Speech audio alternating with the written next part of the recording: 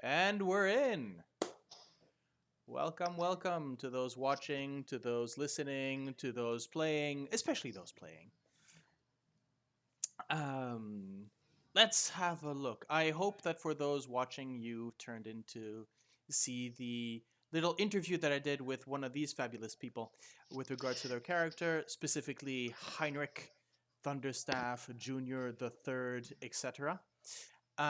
Yes, we're all in different squares. I have. Oh, This is why I need overlays. Ah, they're coming. They're coming at some point in the next year. Um, so let's have a look at quick recap of what happened last time. It was about. It was a couple of weeks ago. So well, who's ready for the when recap? I'm gonna go. Okay, go ahead, Bard.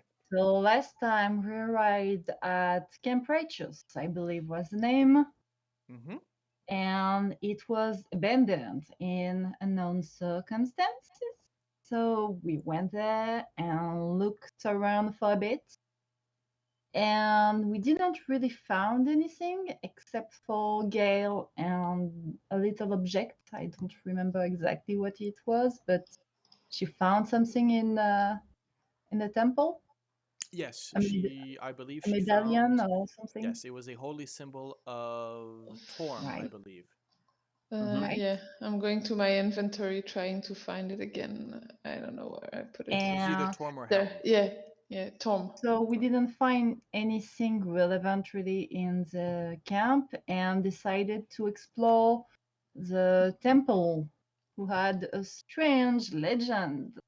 Yes. And well, we a few traps were says well, shit happened basically until Heinrich had an idea and decided to take the legend quite literally, and it worked. Yep. And Gale and Rune are actually in the temple, while Heinrich and I are outside, and we are attacked by little stacking up goblins. So I don't know. Yes, absolutely. Um, so And that's about it, I guess. let me move you to the correct map here, and let's go there.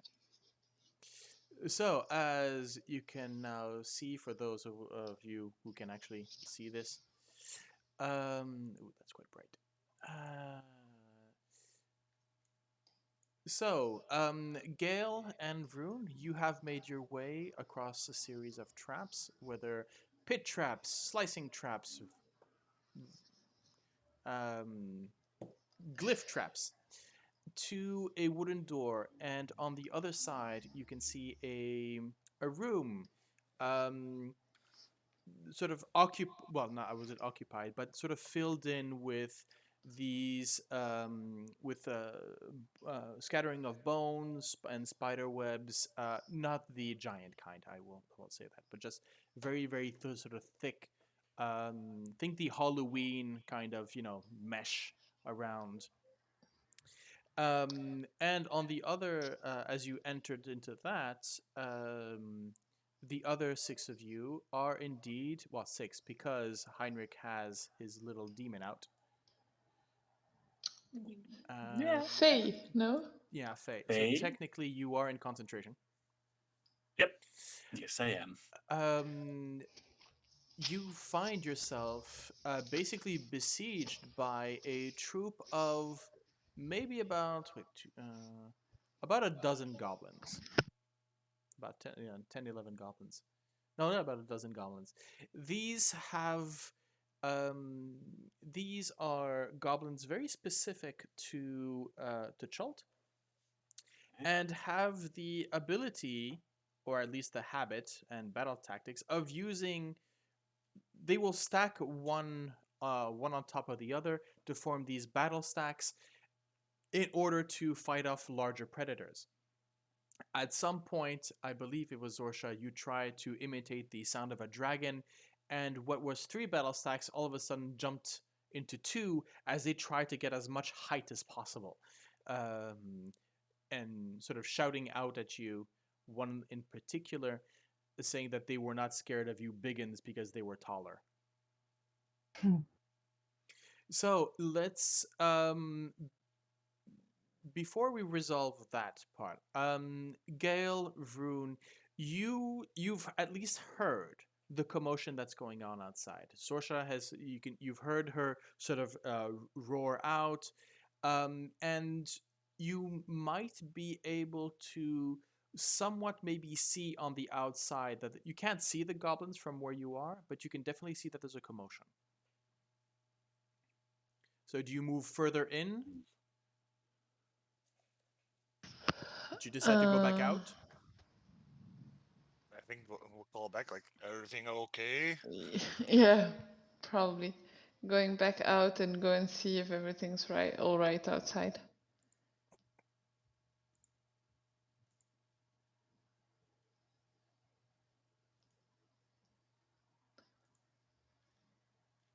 Mm-hmm. Anyone want to reply? What? Getting busy here. Yeah, we got company. But you said last time from our vantage point we can't see them, right?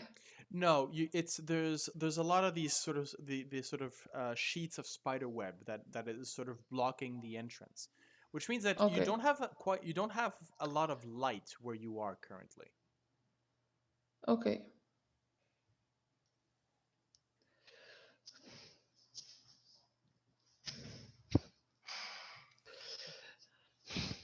Well, Gale, I guess you get back on my shoulders and we have to make our way back. The way of the crocodile. I'll hop back on Vroon's shoulders to get out. Okay, so I just want to repeat what you saw within the room there where you are. So Vroon and Gale. The floor of this dusty 40-foot high, 20-foot chamber is littered with dinosaur bones. Webs stretch from the walls to a 30-foot tall central pillar coiled around what is a narrow stone staircase. No, sorry. So you have the pillar, and coiled around it is a narrow stone staircase, its step covered with dust. Carved into the pillar are reliefs of a man carrying a crocodile. The reliefs follow the stairs to the top of the pillar, on which sits a large, beautiful ceramic jug, as set as an offering or some prize, at least, at the center of this. I don't think temple would be, but at least shrine. This monument. There we go. Use the word monument.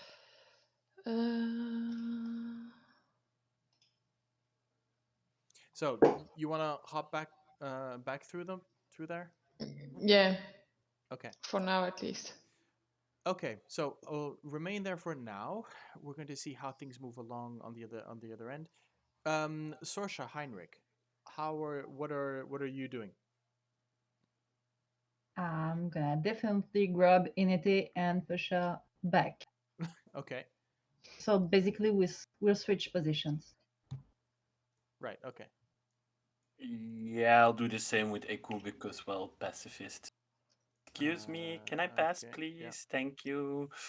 I think that you can see that. What's her name again?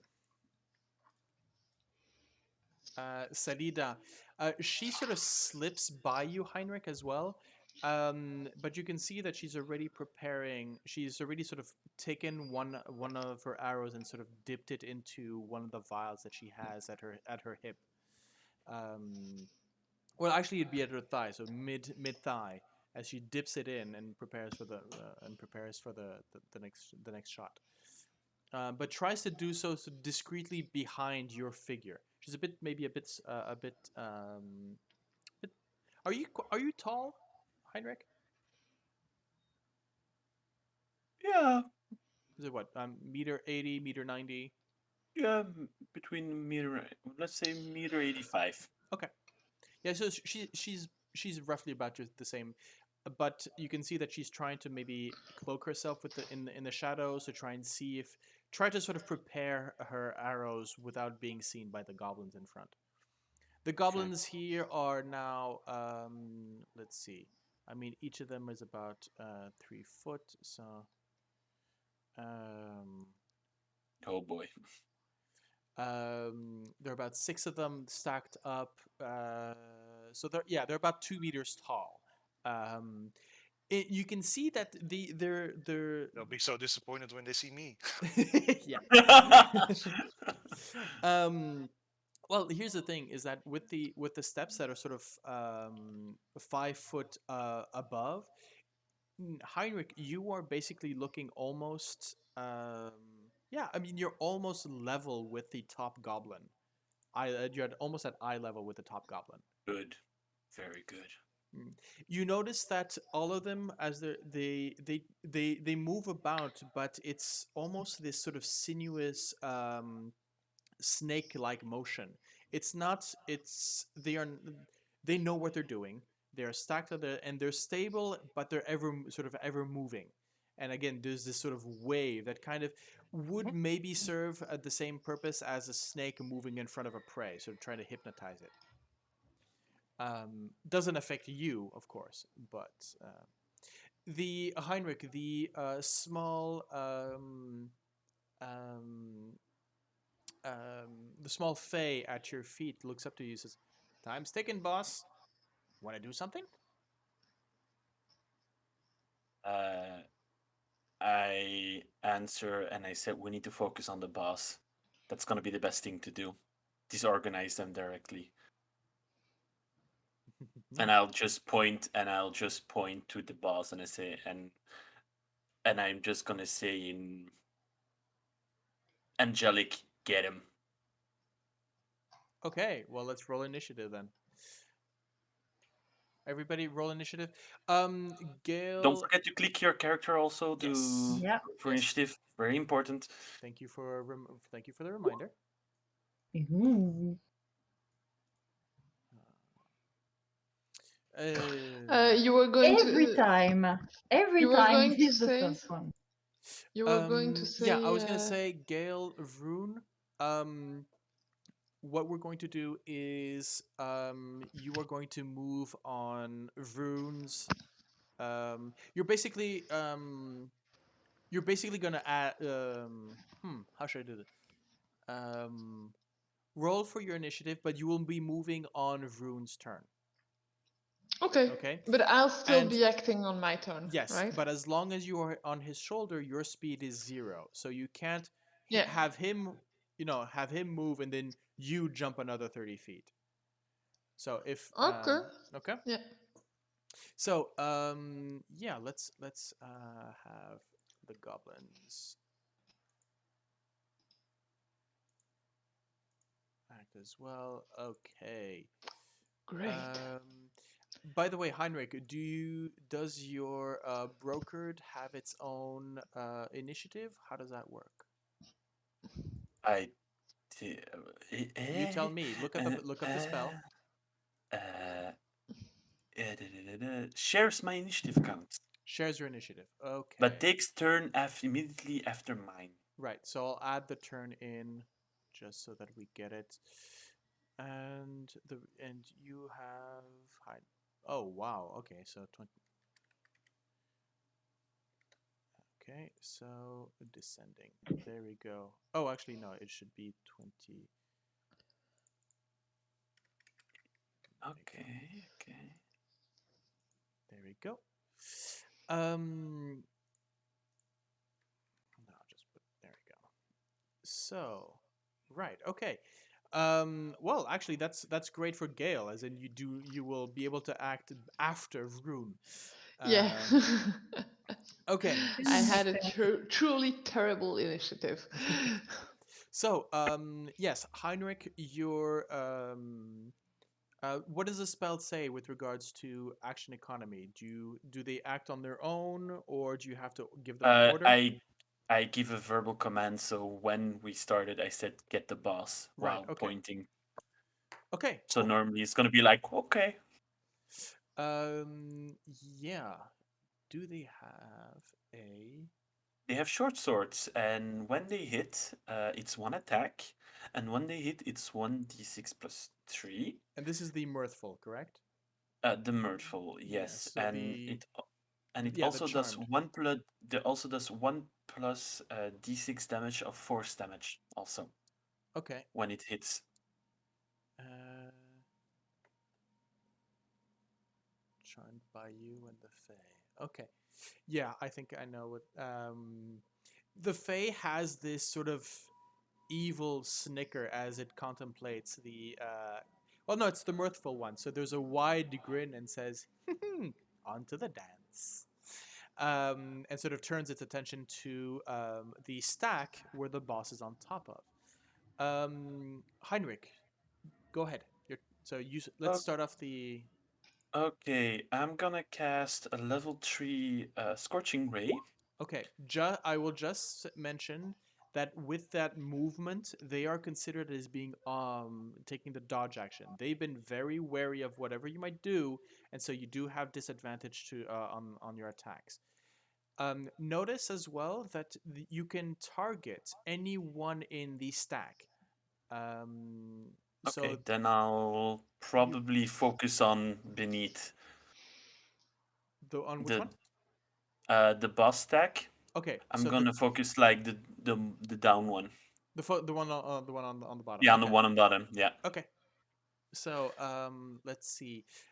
Your first, as you launch your first ray, he takes a sort of just a quick sidestep as the first one misses. Okay, second one. Second one misses again. I'm gonna use Chronal Shift for that Okay. to poop. So you reroll one. Oh, that's Yep. how did you reroll one die? So you reroll. I'm guessing you're rerolling the 12. Yep. Okay. So I'm taking in this case the 18. Indeed. 18 does hit. So go ahead, do the damage. Good. 5 as you start roasting him. He's not down yet, but definitely a good impact. Okay. Okay, third one. Ooh. Again, that's a miss. And So this rapid little goblin has been sort of moving backwards and forwards, dancing, and the his movement is sort of amplified.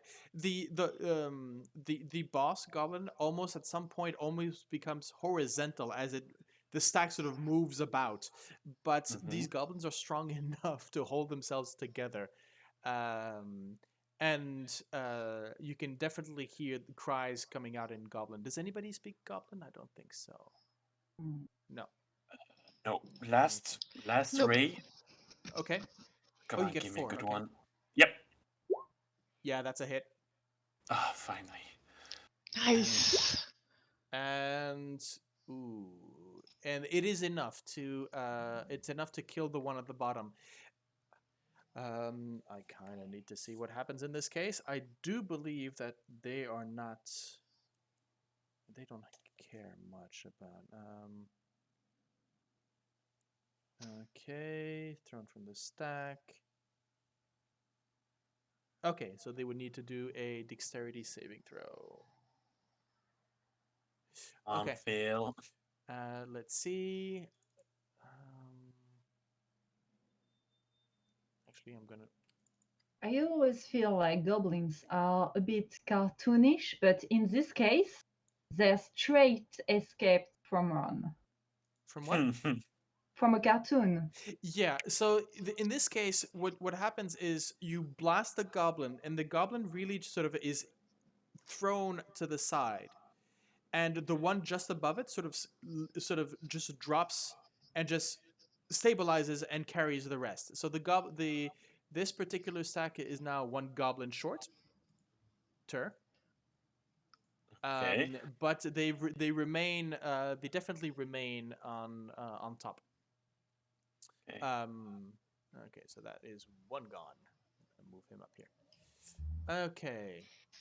Oh, okay. Yeah, so those are the two stacks, and those are the Yes. goblins underneath it? Yes, absolutely. Okay. Okay. Just as a reminder, these represent the stacks. As there. The broke Heinrich, is that your turn? Do you have a bonus Yep. action? Bonus action? I'm going to put myself here because I want to body block anything that I can, as Mhm. long to win some time, and I'm gonna send the broker buddy over here, and he's gonna give a little stab. So actually, here's the thing: is Yes. that he is not going to stab. Oh. No, he's not going to stab. He's going to turn to the new goblin that is at the bottom, and he says, "Well met, friend. Shall we dance together?" And he is going to try and charm the goblin below. And it would be wisdom saving throw against your spell DC. So let's go for this. 17. 17 and is a wisdom. Okay, that's a 0.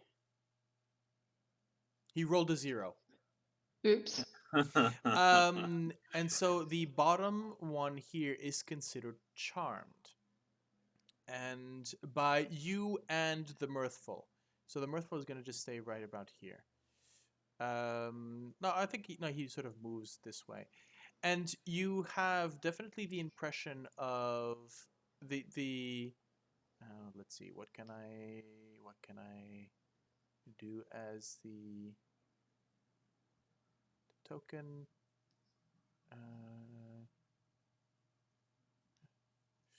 I don't know. I haven't used these in a while, so I don't know where you are. Yeah, let's just go with this. There we go. And he he moves into and tells the goblin, come. Basically, sort of, come run with me. And he's going to then sort of pop up here, sort of scramble back up here, and said, come dance with me. That's going to be their turn. Sorsha, you're up. So I was kind of aiming at the same thing as Heinrich, which is the bottom one, but of the other pile. Okay. And I'm gonna cast a dissonant whisper on me. Ooh, Okay. nice. Okay.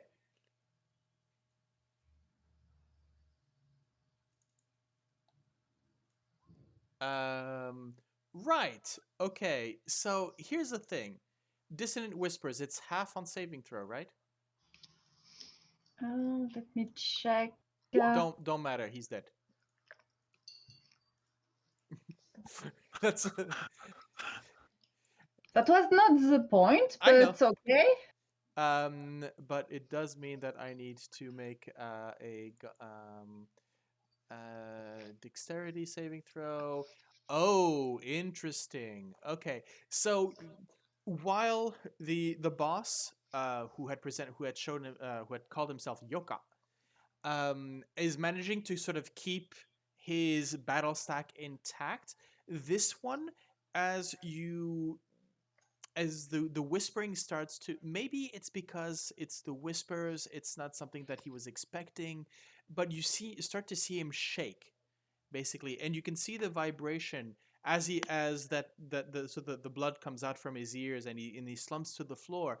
The vibration moves up towards the stack, and the stack crumbles.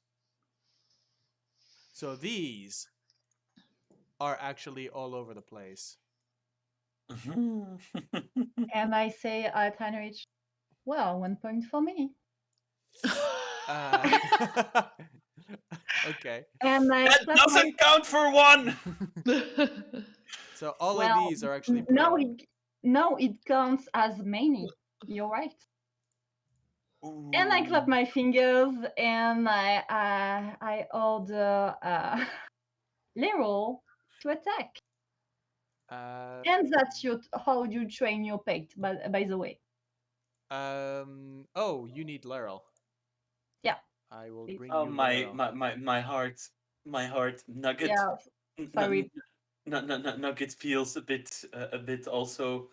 His heart. Poor Nugget. Bitchy Sorsha is back again. Ah, good. Yeah. So Laurel, I don't know why my screen seems it seems saturated. Let's see if maybe if I do this differently. But you're here. It's for fun. It's playful. It's not like Okay, there we go. she's not wanting to be mean or anything. Heinrich is used to the banter of Okay. Sorsha, don't worry. So Laurel is going to So you snap Laurel into place. I'm going to add him so that we don't forget him. And he is going to. Why is it giant frog? Huh. Interesting. I don't know why he's come up as giant frog. He's not a giant frog. But okay, that is weird.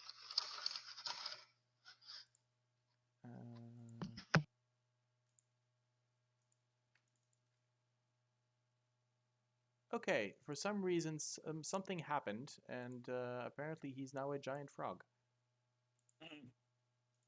Well, Didn't you reinvoke him after he was killed by those monkeys?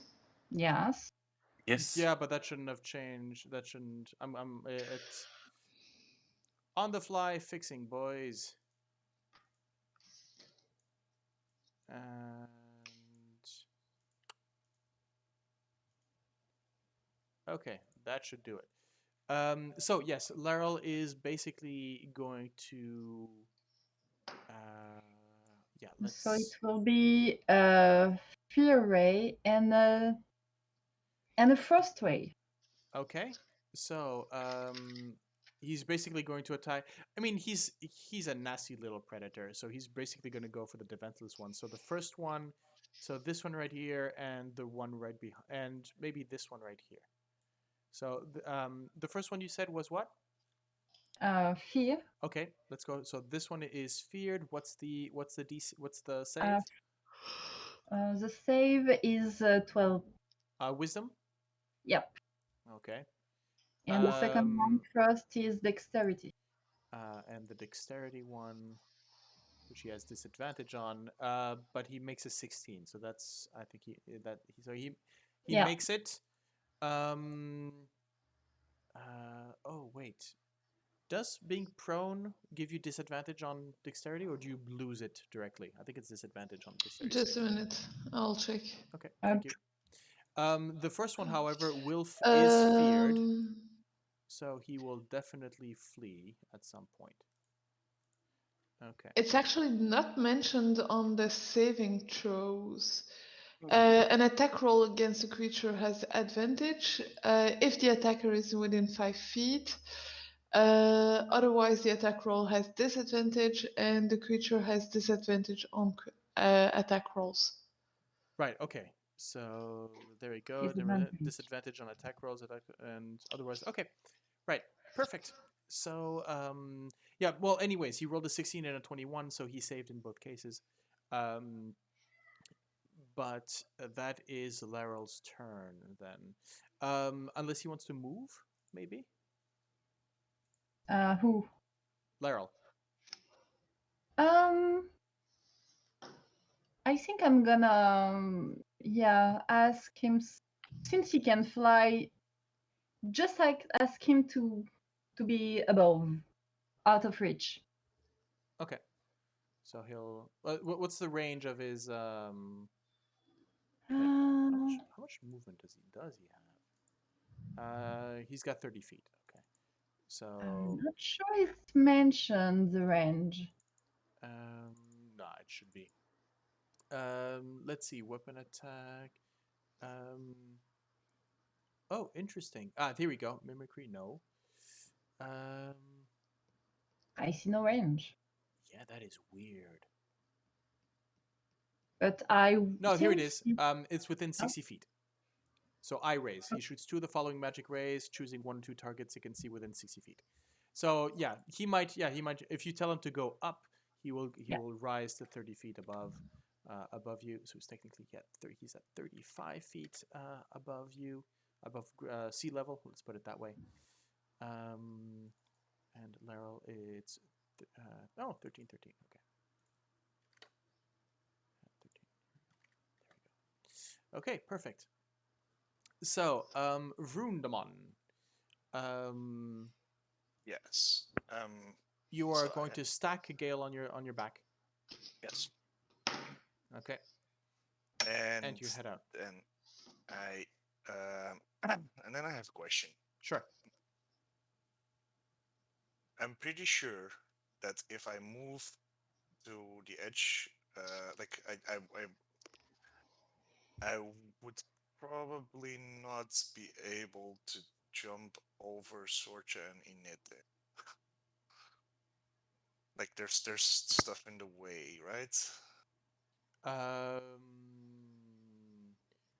What exactly is your plan? Long jump. To make a very big jump.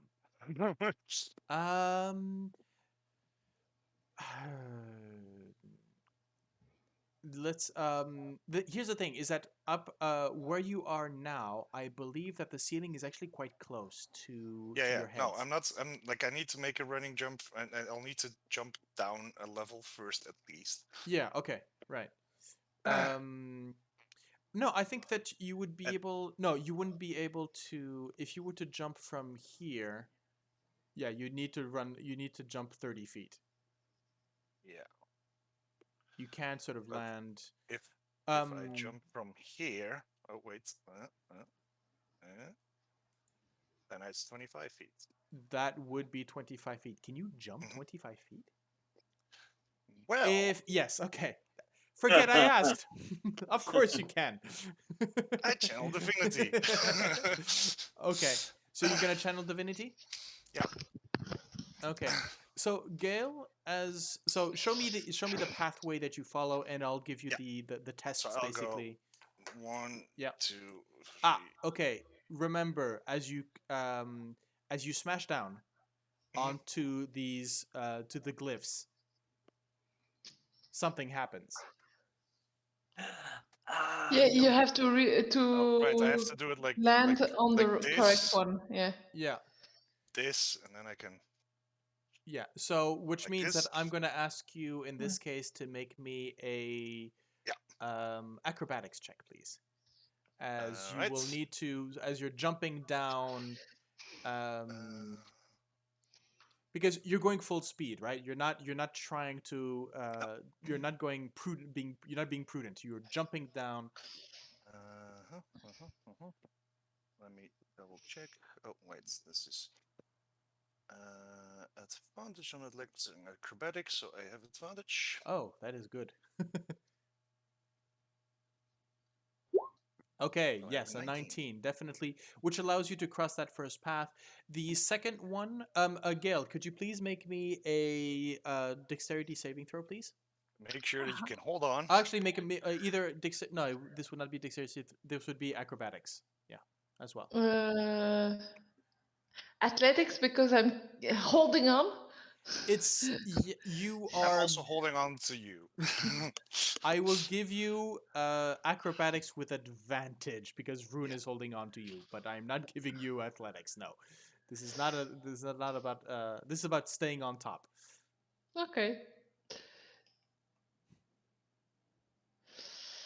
You can do it. Damn. Okay, I don't know what I did to my dices today, but they. So Vroon, as you jump down, as you start walking, Gale, you actually fall on basically here. As you fall as Vroon continues, something sort of rattles, and you fall, and you fall prone. This is going to get a bit more complicated now that you've actually separated. Yes. So, Vroon,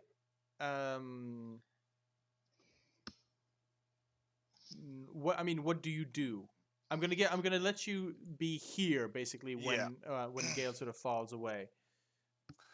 Yeah, in that case, I think, because like, and Vroon also knows what happens if he jumps down to the next level without Gale. Yeah, exactly. So he just picks her up again, like, no, get. But yeah, that Mhm. costs me the rest of my turn then, I think. I will. Well, it's definitely going to be your action. Yeah. But you can still move. I'll put it that way. Right. So you can still you won't be able to you won't be able to do the full jump. Yeah. I think your divinity is for 10 minutes, correct? Yeah, Yeah. it's fine. So okay. Yeah. There we go. So yes, you are back on Rune's shoulders. A little warning next time. Yeah, it's basically you going whoa, and then boom, and then and then you sort of shook. I think that is probably because you are both in heavy armor as well, so the impact is there's a shudder with regards to there's probably maybe a crack or two in the Yeah, stone. Vroon also weighs like 380 pounds without his gear, so yeah, exactly. Okay, so that's going to be your turn. can I I'll finish the allow you move to. still? Sorry. Can I finish the move still? Yeah, you can move down. You can Right. move down. Yeah. This time, I'm still gonna ask you another athletic check. Right. Acrobatics, right? Yeah, acrobatics. Same thing for you, Gale. And actually, It's well. yeah, okay. So Gale, you do not have advantage on this. 12. Oh, okay. I'll allow it. Now you will, however, have taken. Ooh, okay. 6 falling damage. From the first fall, yes, as Yeah. you crack your head badly, but you are at least together on the second. It's going to be the goblins' turns now. Oh boy. Yoka is basically going to. Oh no, it's yeah, the goblin at the bottom basically is going to start moving. So it's going to move in this direction.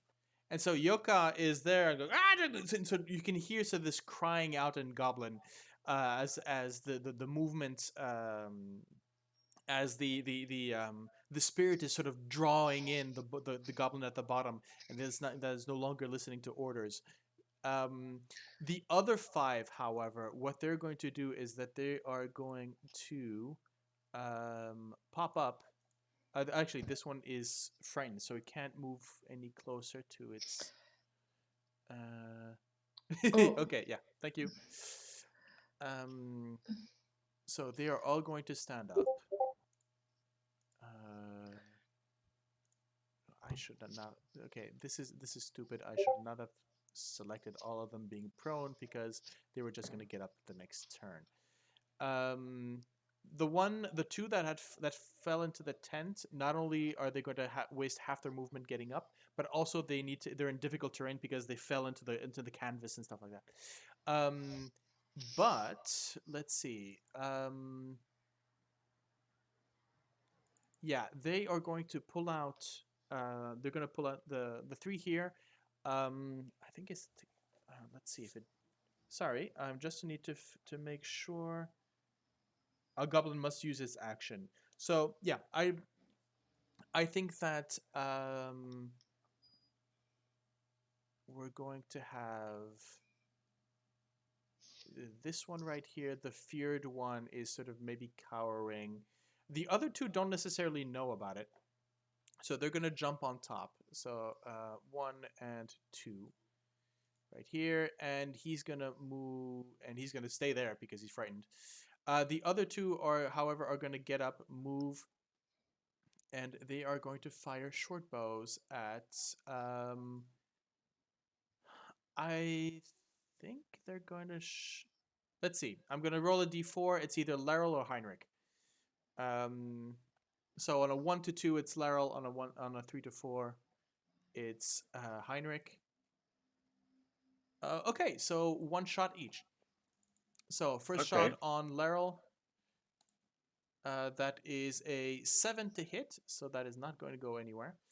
And there's going to be one shot on Heinrich, which is an 8, so that's not going to move so that's not going to help either.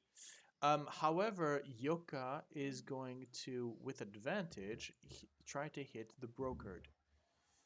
And 2 attacks. Okay, so the first one has advantage. Okay. That's a 14. Is that enough? No, it's not enough. And the second one is just a straight roll. That's an 8. So the probably with the goblin still dancing underneath, the boss is having a harder time to sort of smash into the, and most likely is going to separate at some point. So I think that he's going to move aside. Let's put in this one right here. So this one, he's got 2. There you go. There are 2 goblins here. There are 3 goblins here. These ones are individual. And this one he's got 3. So let's put it this. Yeah. Okay. Right, that's going to be the goblin's turn. Gale. We're back on track. Quick question. Mhm. I do not see Inete or the others on the initiative order. Is that correct? Or Yes, I forgot to put them in. Let's. But then again, yeah, I'll definitely add Selida.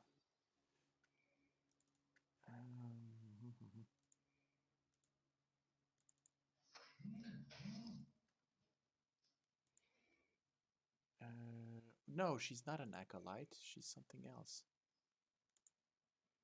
Okay, something got weird with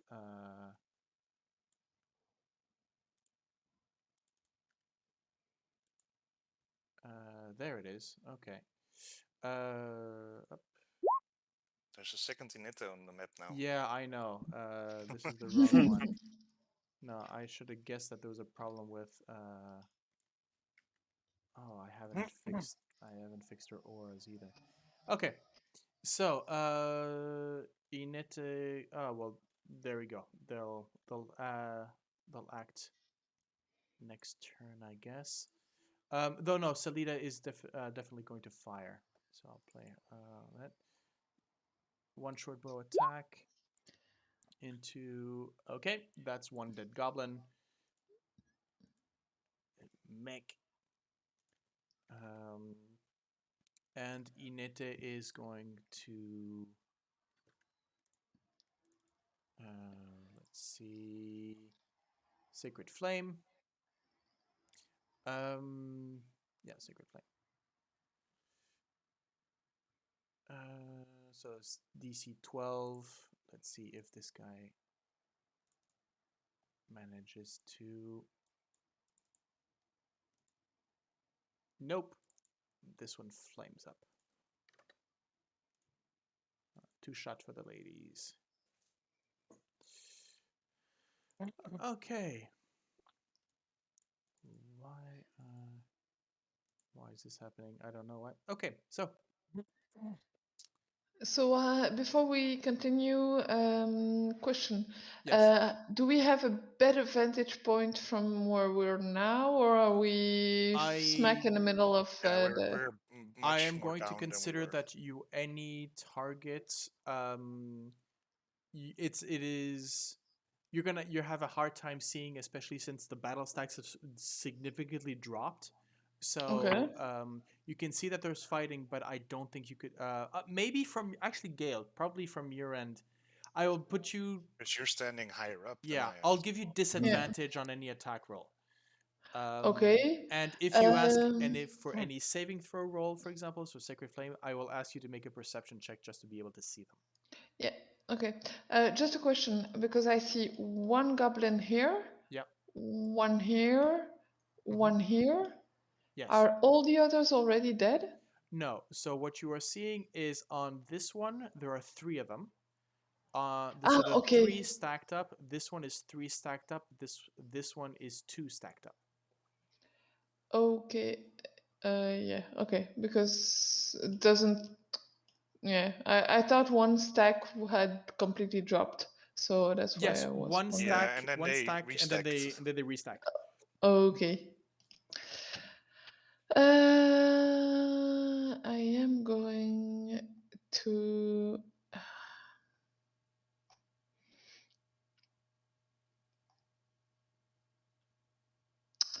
I really don't see a lot. So, can we see and see where our friends are? Yes, at least in shadow you can see where they are. Yes. Okay. I am going to use guidance and cast guidance on Heinrich. Okay. Sorry, I didn't say anything. Guidance is a touch spell. My bad. Oh, Okay. I thought. Yeah. that's a Sorry. good idea. Yeah. It's not bless. Okay. I No, think you you were know thinking what? of Blaze. I think you were. Yeah, blessed, but I haven't prepared him.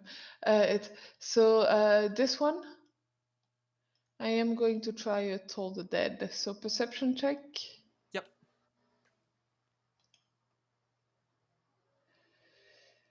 Damn my dice.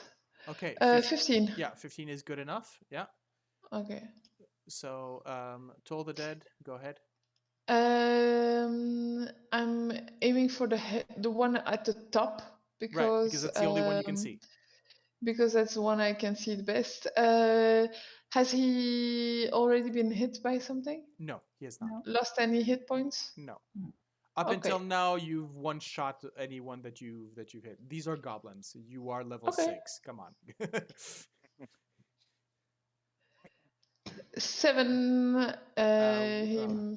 Can do a wisdom Wisdom. save. DC 6. Yeah, I'm pretty sure that hitting them in the wisdom is not is yeah, okay. I'm sorry, this isn't funny anymore. He Yes, it did a is. natural 1 and a crit, Yeah. which means He could have critted. which means it's a 0 or a 19. In this case, it's a 0. He drops. Well, Yeah, this is okay. So there are 2 now here. don't blame a girl for hitting them where Oh it no, hurts. absolutely. I'm not blaming anyone. I'm saying these are goblins. And I'll look at Vroon and say, Vroon, are you going to jump again? Of course. I hang on to him as a movement action. As my movement, I make extra sure I'm properly fastened to his armor. You Nice. could have technically put blessing on you. You could have technically put a Yeah, I know, if, but Grab the ears. Well, your Man. security belt on your rune when you need it. yeah. We're going to install a little saddle and then Heinrich. Gonna point at the boss pile. Yeah. And I'm gonna cast Scorching Ray again. Okay. Yes, that is definitely a hit, and that is a kill. Okay. Okay. Let me just give me a second because he needs to do a dex. Oh, okay. This pack actually falls, and they fall prone, which technically, so these 2 right here are prone, which technically makes it a disadvantage on your hits. Yeah. So go ahead, Yeah. Heinrich. Second shot. This is a pile also, right? That Yes. is also a pile. Yes, there are. There's 2 left. Ah, damn it! I'm gonna focus on the boss. I Okay. want him dead. Second shot. Yep. That's a 10. That's a miss. Can I use my inspiration to make it a hit? You could use somebody else's inspiration to make it into a hit. Nah, we're not gonna use that for that. Third shot. That is a yes. That is a hit on the. You're still shooting the boss. Yeah, Right? the boss. Yep. Only That's the a- boss. That's a hit. 6 damage. And last shot, come on, you can do it. That's a 12. That is not enough. Mm. So as you're probably hitting the mark where he should be. You're trying to follow him down the as He's he falling. falling, and so it's Ah. very much clay shooting where you're going, nah, it's just too fast, too slow, and so I unfortunately, mean, you still managed to hit one yeah, midair, so. yeah, And- absolutely. I'll scream again. Not scream, just point again against the boss and say against this little buddy here. I said, get him. And I point to the boss. You take to the boss, okay. Okay. So the brokered is going to, I believe he has as a bonus, yes, as a bonus action. Oh, I'd forgotten that the wisdom saving throw is actually a bonus action. Okay, so it's going to teleport 30 feet to right here, and is going to stab the thing. It has advantage. Your spell level is level 2, I think. Three. The Level spell level is level 3. level 3. Okay, so it has 1 attack. Short sword. That is a 16. That is not enough to hit the boss. As it wiggles out of it, it sort of maybe blocks with a sort of ornate spear slash club or some sort of totem of spear. power. Yeah, but sort of Okay. weaponized totem of power. Okay. Um, And for the rest, I don't move. I'll body block anything that tries to come. okay, Sorsha. I think she's probably like, oh, this is actually kind of fun, and go bang bang, hit on the floor. Yeah, I'll of leave you course the bang bard is bang gonna bang, there add. goes your heart. Another one bites Okay, at I'm a us. terrible singer, but there you go. No, not Town of the Dead. Sorry, I wanted 2 Eldritch Blasts. Okay. Careful, if they're prone, they're hard to hit. Yeah. Who are Still you? good enough. Yeah. But Who are you? Who are you going for? The one. The one piled up, yes, stay The pile and here? the middle one. Yeah. So there's just top and bottom. There are 2 here. Okay, There are only this one up here is a stack of 2. This one's a stack of 2. Okay. Is there Oh, yeah, numbers we that you can can- put on them, like that we can see how many are? Yeah. Let's do that. Let's put in 2 here. And 2 here. How's that? There we go. You can see it. very nice. I Okay. mean, I can see one Nice. of them, but yes, that's nice. Thanks. By the way, he's no longer charmed, and this one is no longer frightened. Oh no, actually, he's frightened until the end of Laryl's turn. So you're aiming at the stack right here, correct? Yep. Okay, top one. Now, Yeah, well, top or bottom? Bottom. Bottom. Okay. So the first you have at your level, you got 2 Eldritch Blasts. Yep. So the first one misses. The second one Oh, is definitely it 18? hits. It misses. Sorry. It misses with like an 18. No, well, she rolled her Eldritch Blast twice. So the first one was she rolled a 9 okay, and an yeah. 8, and the second one is a 26 and an 18. She has definitely no, she's looking at 2 Yeah. standing ones, and so an 8. Yeah, so the one on the bottom basically goes out. He is gone. The other one, let's see if he can manage his dexterity saving throw to sort of stay on top. Where are my goblins? Here we go. And he deftly steps out off as the goblin slunks to the floor. Flip. He just with the little flip goes whoop, and just stands in position. But so that's another goblin gone. Very good. Laryl. Yes. he'll go again and hit them, boy. Okay. So it will be a fear ray, I believe, and Number 4 is the fear ray, isn't it? The no, the number 2 is the fear ray. Yeah, but let's go them in order. So number 4, I believe, is And for telekinesis. telekinetic. Okay, and what's that? What's that save? 12 strength and 12 wisdom for the fear. Strength, that's a 17. He resists. So that was this one, and I'm most likely. I think I'm gonna be putting the second one as well on him, and so that's a fear again. So that's wisdom. And Yep. Wisdom. Come on. Nope. He's still feared. Okay, Vroon, your turn. Vroon takes a little run and makes a jump. Let's see. Oh wait, but I need 10. No, I guess it's just 10 feet of movement. Well, I mean, it's 5 feet. yeah. Well, I'll allow it. Let's put it this way. Yeah. If you, I mean, technically, if you go boom, boom, boom, you know, Yeah, there's a it's way weird. to get that. So we got 1, 2, 3, 4, 5. Then I do not have enough movement to get past, so I can definitely get here. Okay. So as you jump, you jump through. There's Inete has sort of jumps in a start as all of this mass sort of crashes behind her.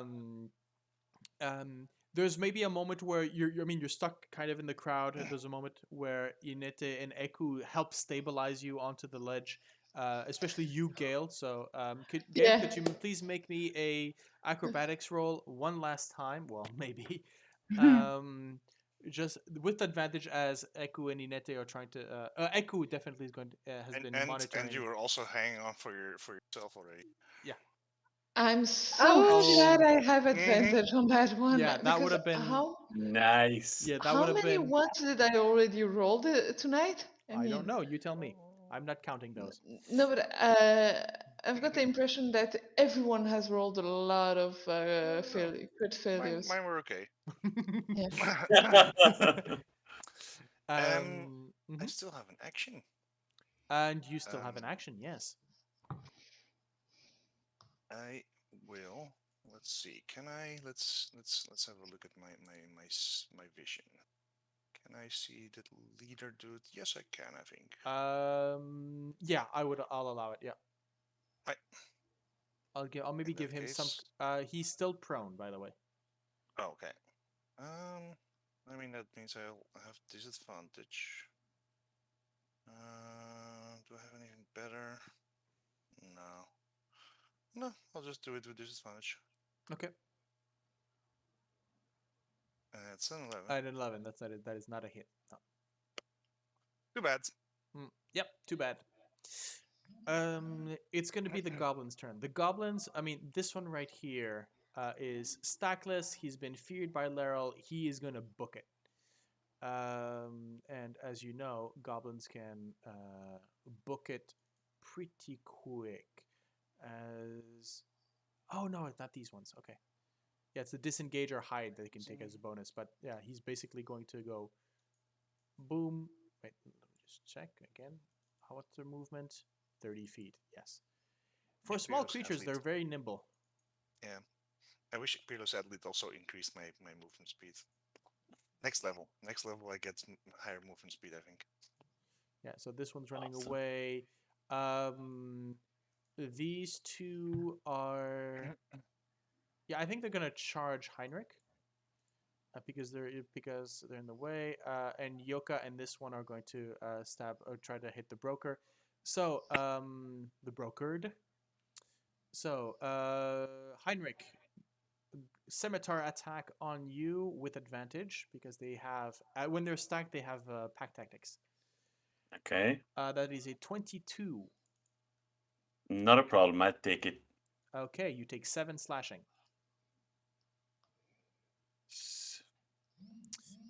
And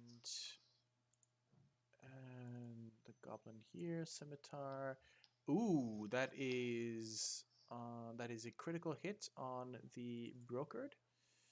And 1 and 2. Oh, come on. Okay. And Yoka is a bit frazzled, apparently. Okay. So that is minus 10 to the brokered. Okay. Inete is going to do her thing, which is she's going to step up.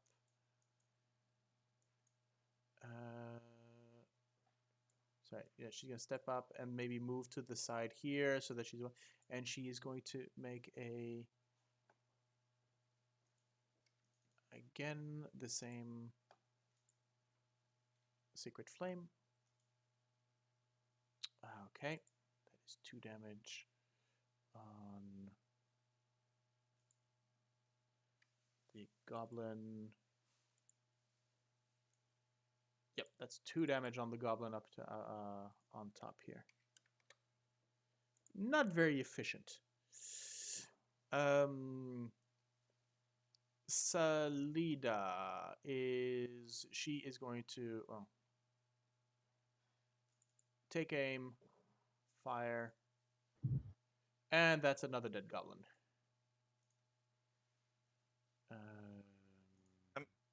I'm vaguely recalling Yes. that our other friend was also pretty against these goblins. You mean, who do you mean? Echo? Echo, yeah. She's not again. No, I think no. It was the Sioux monster. She said that those were abominations that needed to be destroyed. The goblins, these are, Echo. In the conversations that you've had with her, she holds. There's a certain amount of sacred sacred to life and to sentient life and. Yeah, I just remember there was something that she was also kill them. I'm yes, what? she mentioned it was the Sioux monster. So the Okay.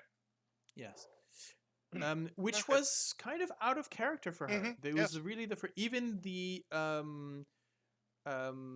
no, she mentioned the so the 4-armed gorillas. She mentioned that they needed to be destroyed because they're too close to the town.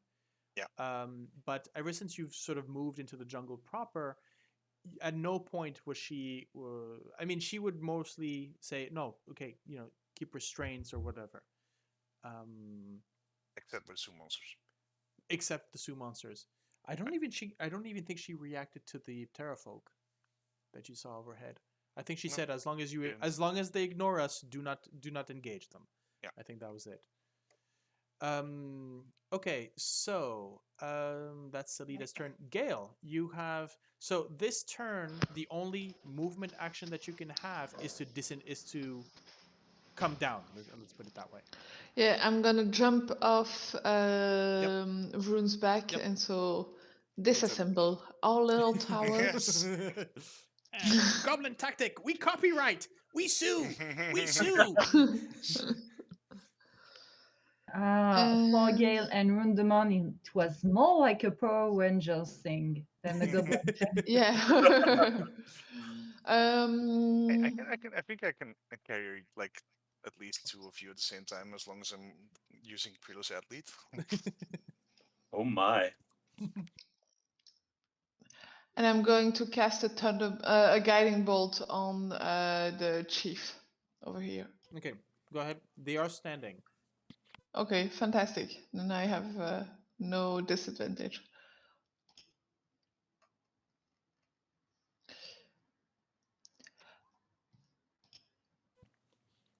A 15 is not enough. I'll use inspiration for that to give her 26. Okay. Thank you. Fair enough. That is minus 11, and he is illuminated for the rest of the world to see and target. Yep. He's dead. Which means, is that your whole turn? Do you have a bonus action you want to utilize? No, guiding bolt is radiant damage, so no, not a real bonus action. No. Okay. No, that's good. Heinrich, you're up. Okay, first thing I'm gonna do is I'm gonna move one here, and he's gonna give a very big smirk because I'm gonna cast Command at level 2. I point at these two here, and I say the word apologize. And I just point to them, apologize.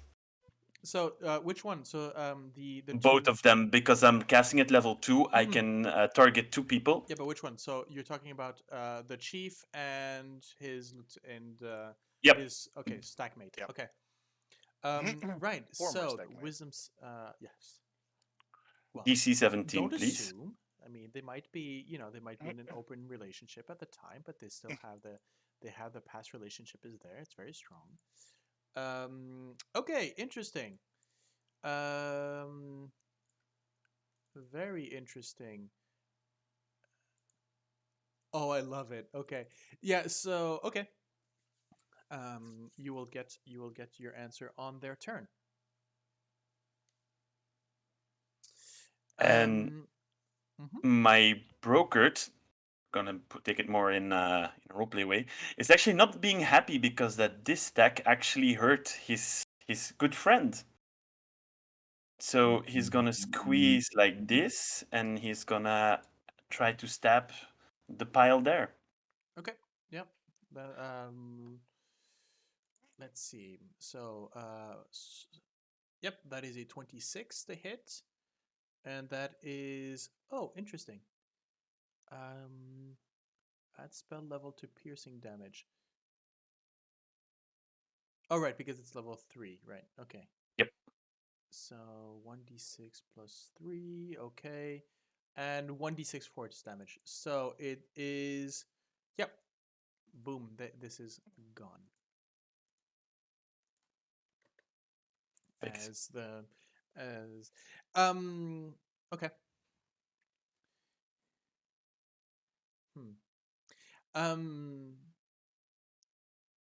Actually, here's the thing: is that the brokered just sort of goes up, sort of maybe stabs the goblin through the ribs, and goes. It looks to you, says, "Time's up, boss. Let's continue the dance," and disappears with the goblin still impaled on the sword.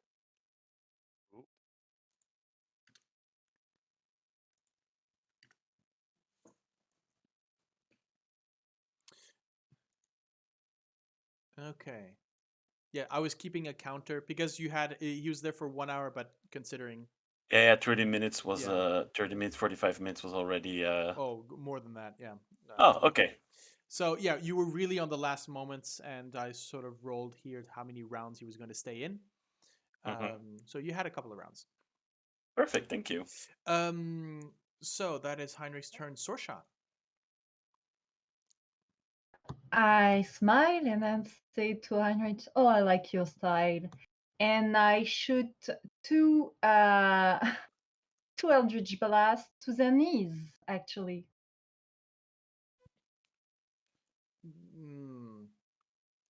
if you allow it. Let's. I mean, what's the effect that you want to do, basically? I'll make them fall on their knees or fall to the ground. Well, if Heinrich's spell has indeed succeeded, they will be going down to their knees on their turn. You could hold an Eldritch Blast to see if it work. If they do not obey you through the Eldritch Blast. No, I think I'm gonna just cast it. Like, because if you hit, you will do damage. That's what I'm just saying. Oh, go ahead. Yes, but I don't think my Eldritch Blast will kill them. Okay. I have two of. Just do what you want to Okay, do. go Sorsha ahead. is just like, you're not apologizing fast enough. Okay, so the first one was on whom?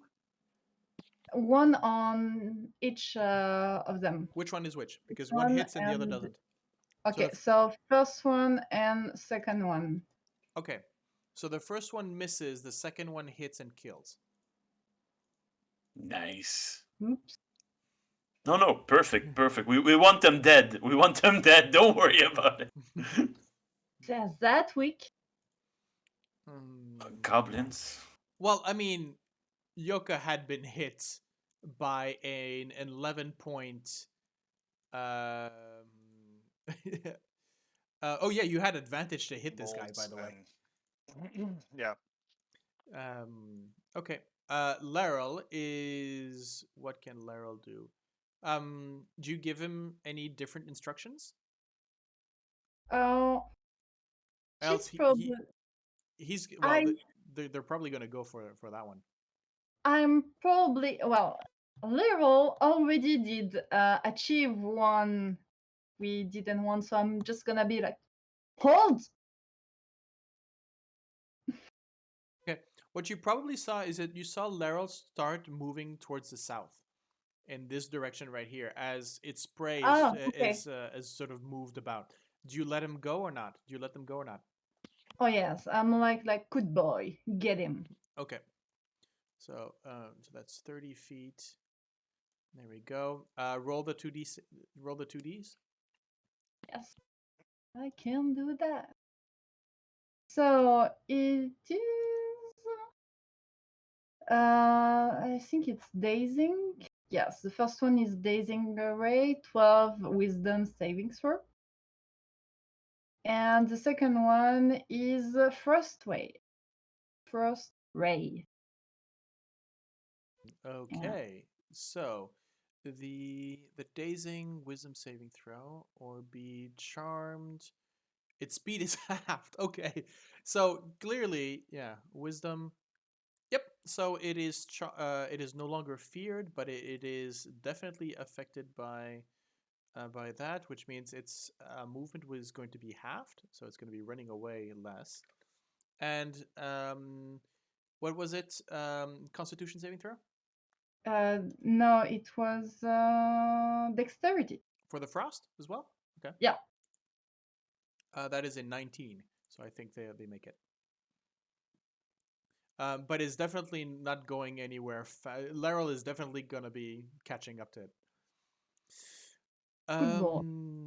Vroon, you're up.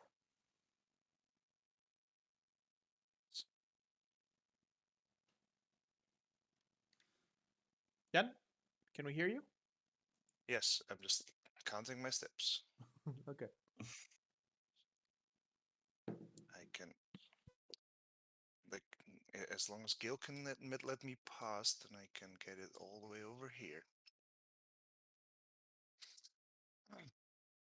And just, I'll just grab that one. Okay. I suppose that's still a check. That what? I suppose that's still a check. What do you mean? The To grab the goblin that's still alive. Oh, if you want to sort of grapple him, athletics. Yep. Advantage. A 17. Let's see. Nope. That's a crit. Slippery little bugger. But as you grab him, he's not trying to avoid your grasp because unless you have a bonus action to what you want to do. No. Sorry. Technically, a grapple is an attack, which means you have 2 attacks per turn, which means you can grapple him so again I if can you try wish. again. Yeah. Nice.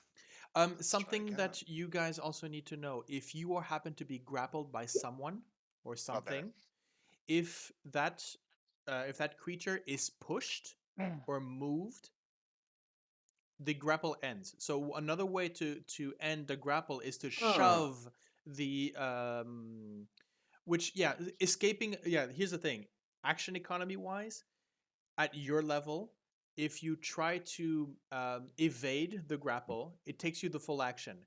If you can shove the person away or move them away, it counts as one of your 2 attacks if you have 2 attacks. Okay. Or stab them with an electrified weapon for some of us. Yes. He can make another acrobatics check to try and Yeah. Okay. get out. For a 15. That's a 9. You've grabbed him. Got him. Yeah.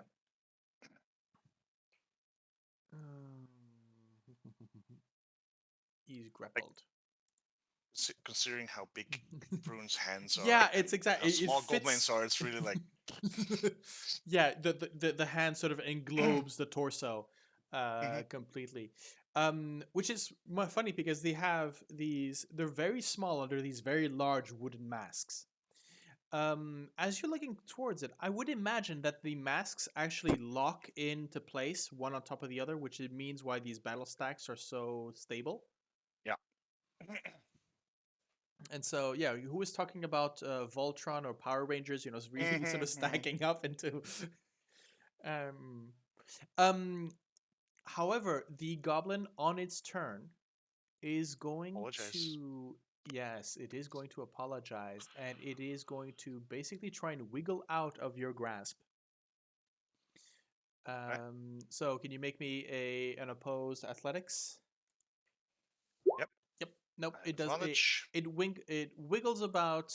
It rolled a 4. There's no way you could. Oh, technically with. I mean, you'd have to do a double 1. yeah, it would have been hard. Yes, 1 in 400. It sort of wiggles and then and as it can't rush to the ground to grovel in front of Heinrich's, it starts basically groveling within your hand as it is sort of sort of comatose, sort of, on your arm and We sort are of not worthy. yeah, exactly, We are yeah, not worthy. exactly. I think I'll sort of hold him out to Heinrich, like, That sort of nods and he seems to want to talk to you. Yeah. On that note, yeah, there's no more combat between Laryl, who's gonna keep sort of chasing off this thing and playing with its prey. Though I'm actually going to give him I imagine one him shot. like eating half of it and then remembering me and then bringing me a half dead goblin and half eaten. And like, I don't think Laryl would be strong enough to actually carry a goblin. oh, Sort of bring it. It has the strength 8, so -1. It'll maybe try. It's a degradative, but though actually the goblin does have what's Laryl's? Oh, that's not good. Because the goblin on its turn is gonna fire back, and there's definitely a moment where, yeah, roll 3d6 for me. okay. Yeah, okay. So Laryl gets you kind of feel it through the empathic bond that you have. An arrow flies and hits Laryl and wounds them deeply. And as it comes back, maybe sort of munching on the end of a foot, you can see that there is that there's an arrow, a goblin arrow, sort of sticking into one of the sides of the massive orb that is its eye, sort of stuck there, and it comes sort of almost puppy like, pleading towards you to make it better. Oh, come on. And I'm like patting him and I'll heal him. If you just do that and that, it's enough. Oh yeah. So as you snap them out of the existence, the arrow stays there just enough, and it just splatters You can see the wet ichor about it sort of dissolve. You know that if you snap them back, they will. They won't be healed, but it'll be definitely short long rest and that whole thing. Yeah. So the question remains. The question that remains is, what do you do with the remaining goblin?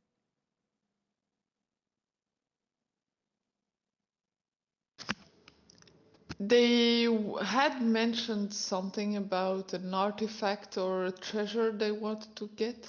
Yes. I would ask what that treasure is, if they know it, and what the. What about it, little one? Hmm. Do you want to tell us?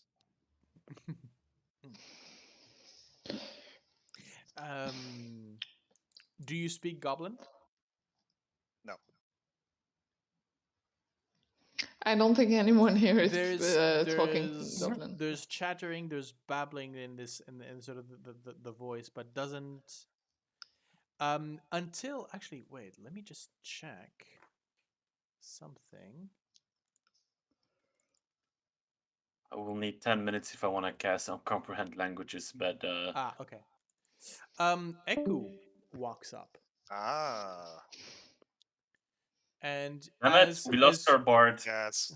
As usual. as usual.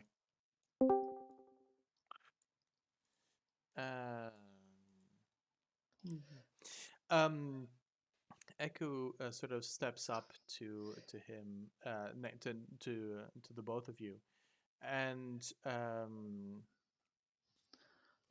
so Vroon, Echo pretty much says, he says that he says that he has apologized and would wish for you to release him.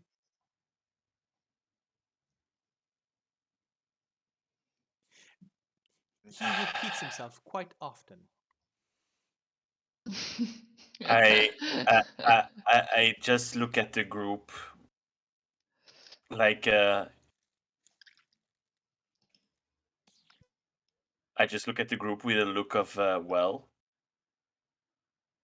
I don't mind letting him go, but do you want to know what he knows about what's inside? Because there's some stairs going. Yeah, make him talk and then he can go.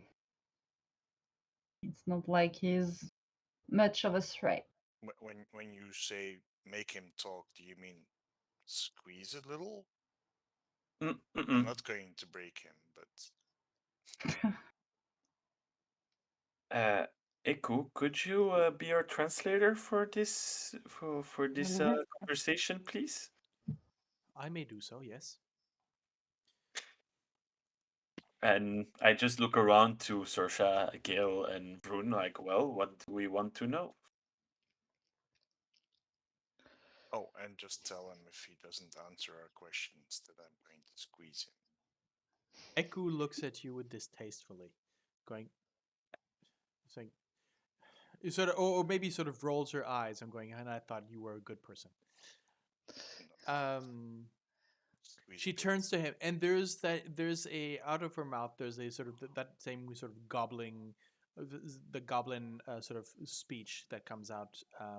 It's different from what you could have heard on. No.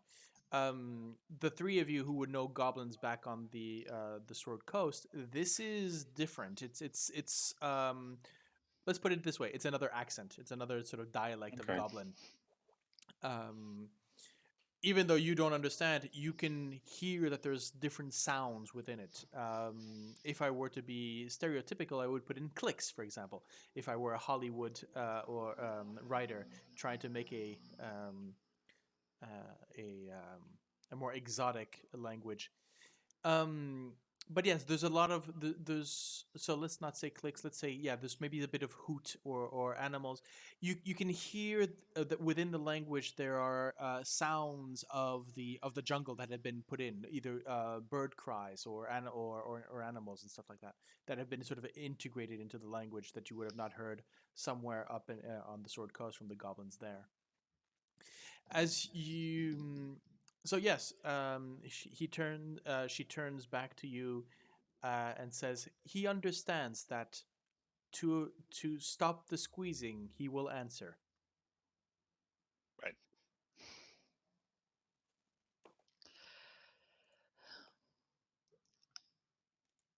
Gale?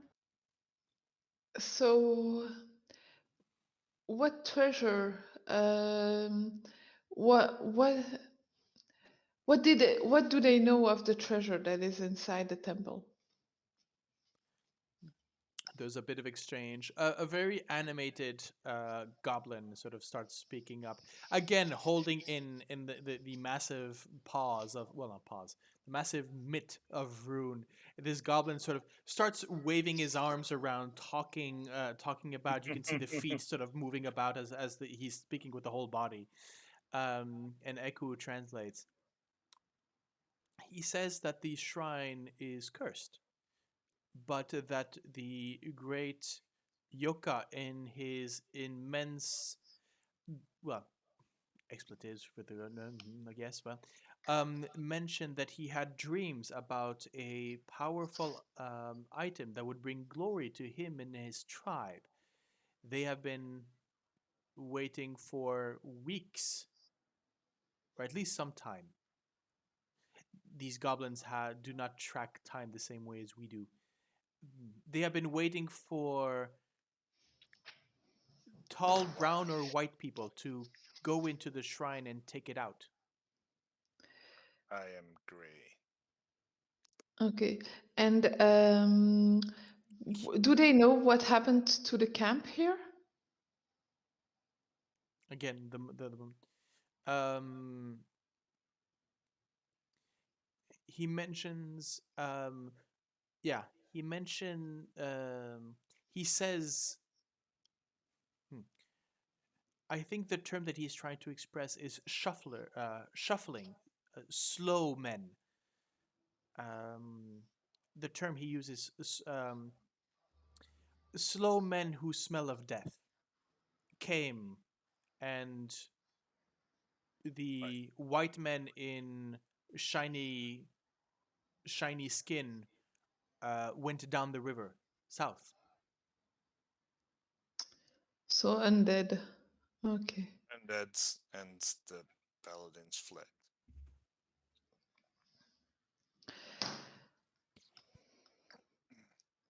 Okay. What's around here? Is there anything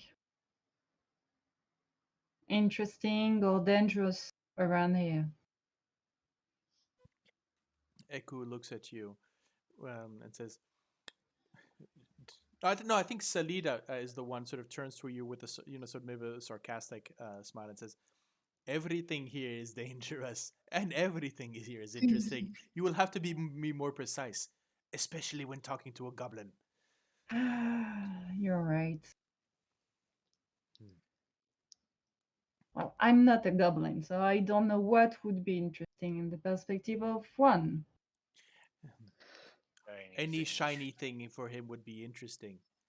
Wow. Is there shinies around? Oh, do not ask that to a goblin in the middle of the jungle. He will bring back anything. Does he know of another place with cursed or dangerous shinies? Ah, Make that's me a persuasion roll. This not to this is mostly to try and see if he knows of something. Yeah, okay.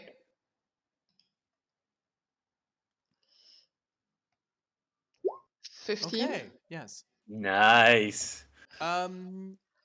He mentions, and so Eku replies and says, yes. He says that there is a shining god 2 days to the west. I look at the I look to the others and yeah. Okay, guys. Is he willing to be our guide to that place? You see the goblin sort of shake and very much in a no fashion. Hmm. I have It another says shakes his head and says that is other tribes' land. Ah, okay. I have another question. And Does sorry, and goes on to say that the god is sacred to many tribes in the area. Eku sort of explains that from what he says, the land around the god is neutral, so it's belongs to everyone. However, getting there, he would have to cross into another clan's land, and therefore will not go. Certainly not alone. Okay. So the question I would like to ask him is, does he knows about a city with black obelisk? Has he heard of that, or the work of Yeah. someone leading dead one or soulmonger? I'll throw Okay. a bit of things and see if there is a reaction, really. Eku, had you spoken of the black obelisk and the city in front of the guides yet? Probably not the black obelisk. That I'm pretty sure we didn't. No, we didn't about the Black Obelisk, no. No. Okay. No, but you had mentioned to Eku that you were looking for a city somewhere. No. Okay. Yeah, a city, yes, deep in south of the forest, but not the black obelisk. Okay. The goblin Eku sort of very strange. Eku translates, but she's a bit confused, asking, "Why are you asking that?"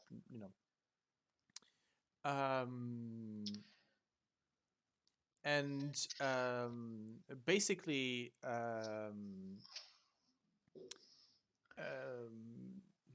put it this way: the goblin sort of shakes his head. No, he does not know.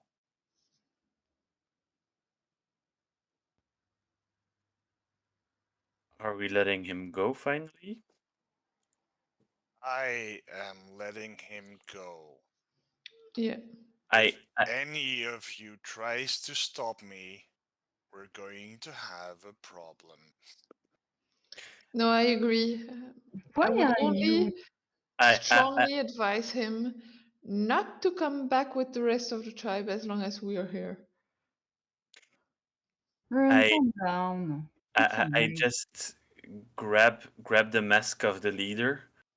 I shove it in the hands of the goblin, and I say against him, honor your leader, but also congratulations with your new promotion. As you grab the mask, you shove it into his hands. Before you can say, he doesn't understand a word you're saying, but you see that he takes off the mask, shoves the leader's mask, and runs into the forest, runs into the jungle. Honor your leader. No, seriously, come on, these are goblins. There's probably a yep is that me leader now, and then he sort of runs away. Yay!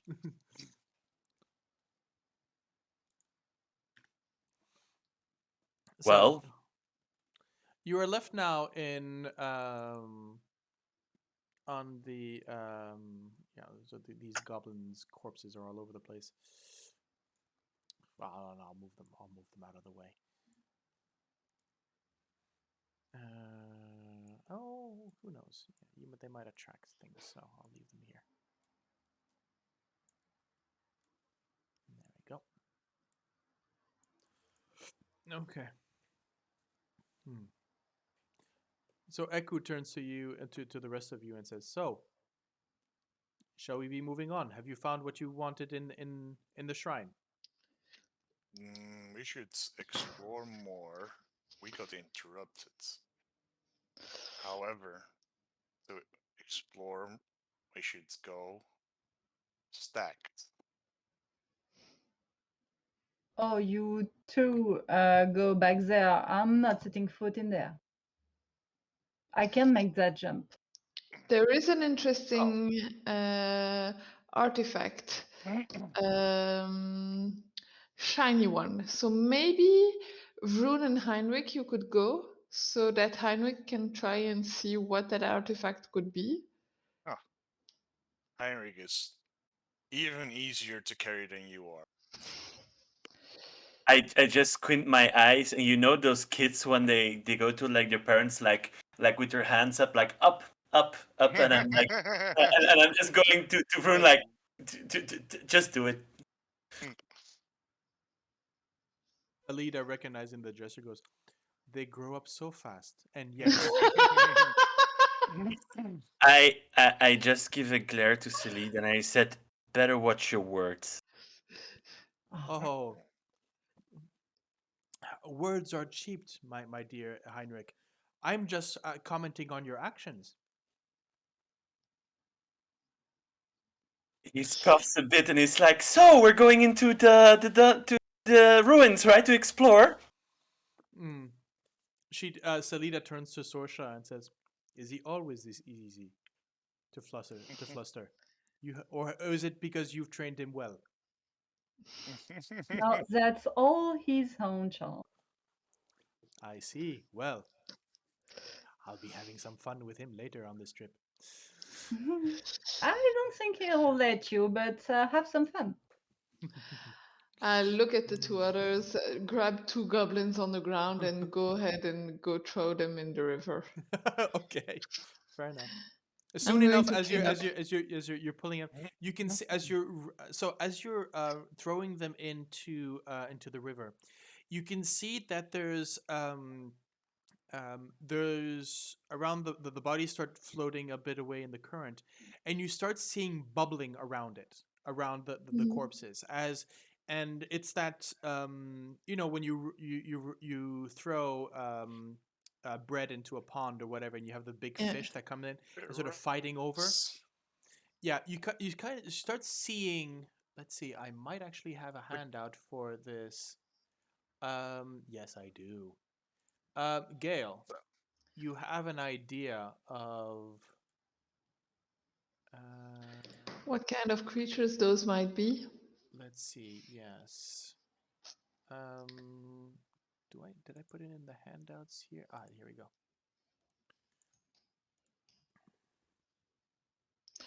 Ooh.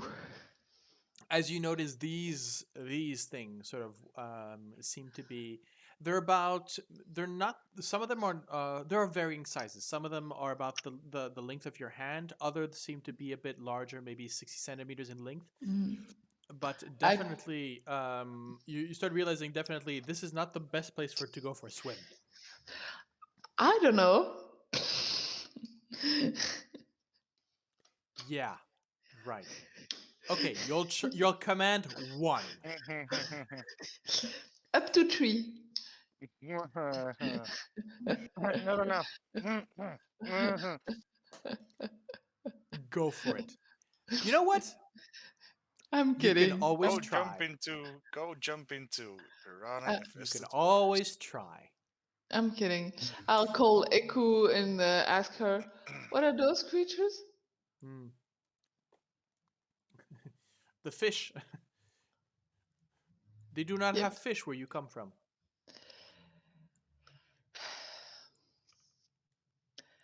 I look at apologize Eku. I apologize. No, those are they are just simple. They are the simple inhabitants of this river. At least the hungriest ones. like Yeah, tiny sharks. hungriest, definitely. They have an interesting look, like let's say. Hmm. Well, the way things happen here in the jungle are different from anywhere else in the world. So, and I have not seen the fish from where you come from. They might be very strange to my eyes. We have fishmen. Well, they have fishmen up there. That is, have you met Tritons? I meant. Wait. Oh no, you met Swine? no, you met Yeah. Koatoa. Yeah. Yeah, Sorry. right. Okay. So I as was like, you, wasn't it Swagan? But that's another. that's another, yeah, that's something completely different. For another game. No, I mean, we have a dragon in a harbor, so I mean, well, so do they. a dragon turtle, no? Yeah. Yeah. can still. Okay, so I am not going to Vroon, Heinrich. I'm not going to have you make the tests. You again to sort of follow the traps. You especially Vroon, you've got the 10 taking 20. minutes. You're kind of taking yeah, exactly. I mean, the idea is you know that there. So I'm just going to move you to basically here. There we go. So Heinrich, as yeah, you remember well you've followed the descriptions that I did of the different Yeah. and so you can move in, so you discover this internal space filled with dinosaur bones and spider webs, and this cylinder tower surrounded um, by narrow steps going up to the top, and on the top there is this large um, there's lots of ceramic piece of pottery. Arcane check for the for the pottery, if it looks interesting enough to take it or not. I would say. Well, it's considering the age of the temple. If this artifact was placed here, it is in very good shape. It seems Okay. pristine.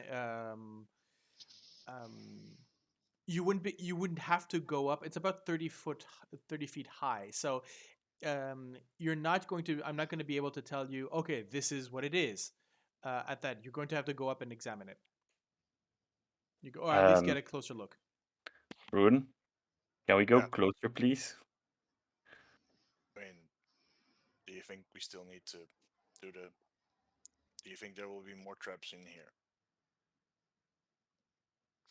Just in case. Sure. Yes. Yeah. Here. I mean, I'm not Like there. the trunk comes up in front of you, and he just Okay. push in the way that you would like to go. Could you please You basically have a steering wheel. okay. Oh, Um, nice. So as you decide to go up the steps, Yes. and you're still stacked on Yeah. one on the other. Okay. Yeah. So what happens is that Vroon, as you step up, these, when I say narrow steps, these are about maybe 1.5 feet wide. So you're going to find yourself very much sort of, almost hugging the center pillar because of your bulk and the armor that you're wearing. Which makes the ascent a bit difficult, a bit tricky. And Heinrich, I also don't have toes like other yeah, creatures exactly, do. yeah. Like I just have like big round So feet. I'm going to ask for a dexterity let's see, acrobatics check from the both of you. So first Rune and then Heinrich, to try and basically to stand on it. I still have advantage, I think. Um, That yeah, means- I would say. Actually, no. The interrogation of the goblin would have not taken would have taken more than 10 minutes. think? Okay. That's too Um, bad, because otherwise it was 20. okay. Good. Okay. 10 was enough. Um, as you walk up, you can see. Well, no, you'll see when you go back down. But there's a heavy layer of dust, and which is the difficult part of it. As in, you're trying to step, and then your larger feet seem to slip on the dust, and so it's very much a very slow crawl all the way to the top.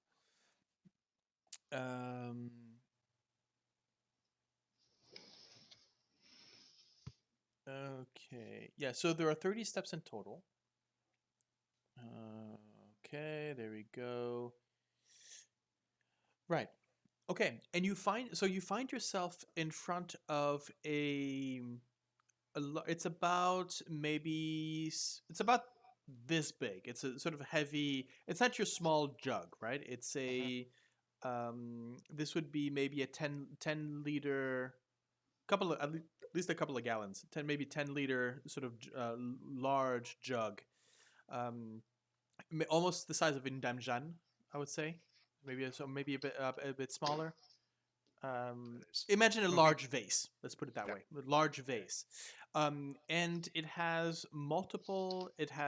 There is on. It's painted in brown with white curling stripes about it, and you have one central stopper at the top, but you have all of these different little nozzles sticking out at different places, and at different levels within on the side of the jug. Ooh, I know what it is.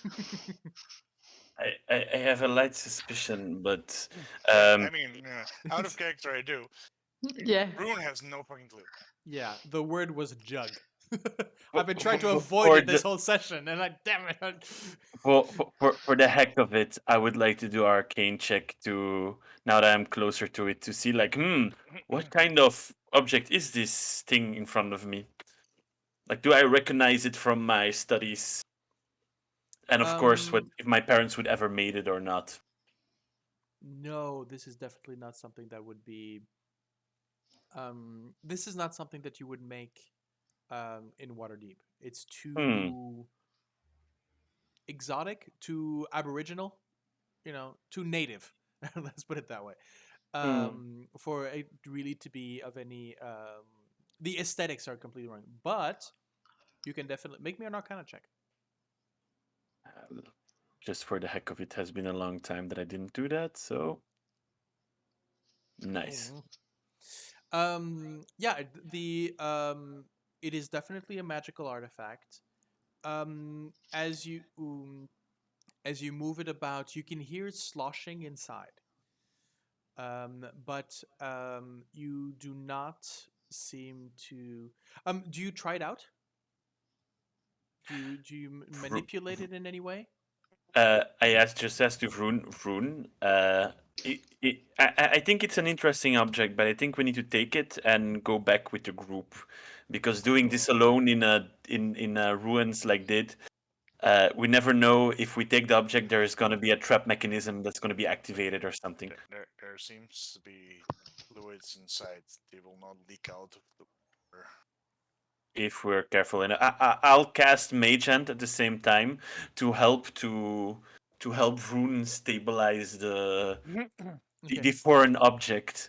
Well, So actually, this is from the description. It can hold about a gallon. So it's a gallon. It's fairly wide. It weighs 6 kilos, as it well 12 pounds. I've just put in I'm the going to do the.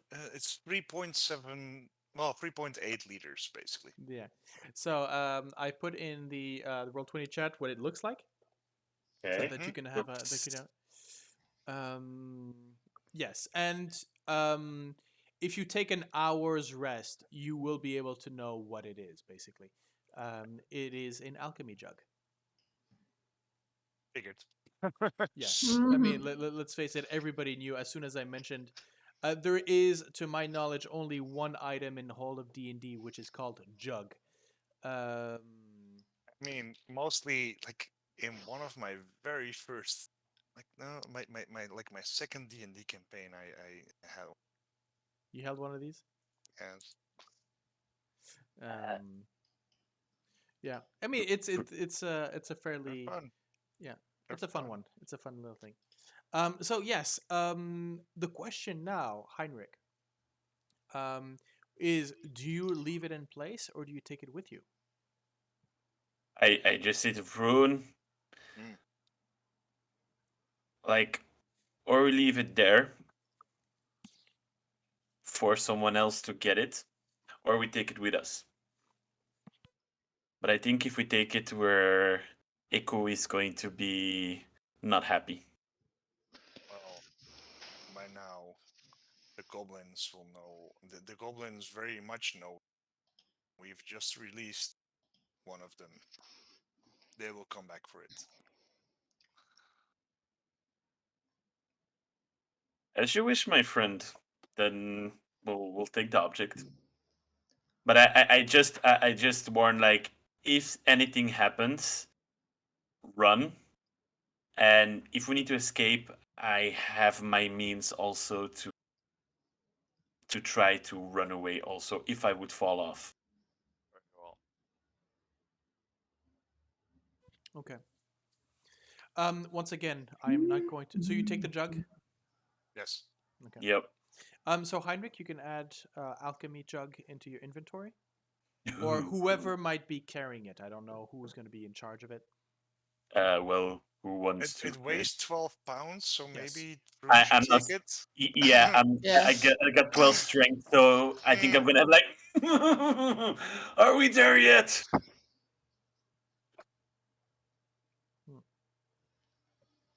Okay. So somebody can put in a Alchemy I'll Jug put in it the. in Okay. mine for now, Thanks. because I do not have any problems with weight capacity usually.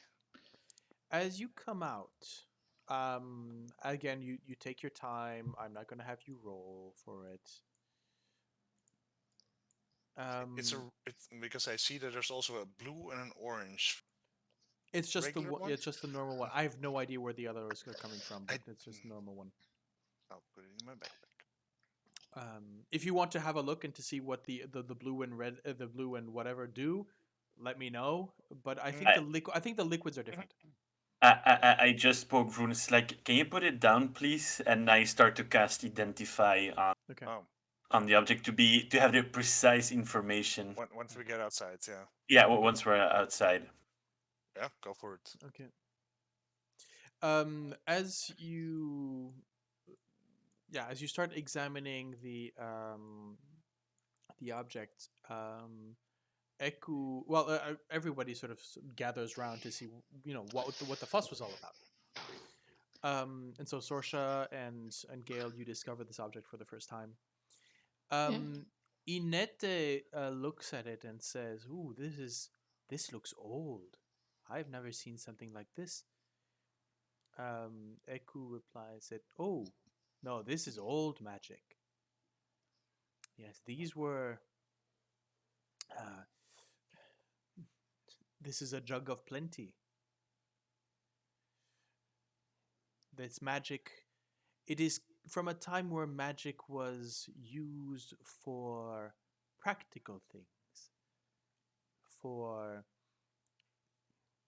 to help sustain a way of life rather than removing it. What you have found there is something too valuable to have been left sitting in a shrine. It is good that it is now in the world. This is magic that will help the world, or at some part of it." Well,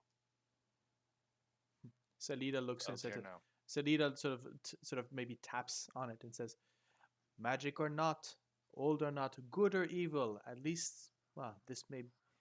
Should you wish to sell it," and she sort of stretches back again. "Should you wish to sell it, well, it will. I can maybe find a buyer in Port Nyanzaru for you."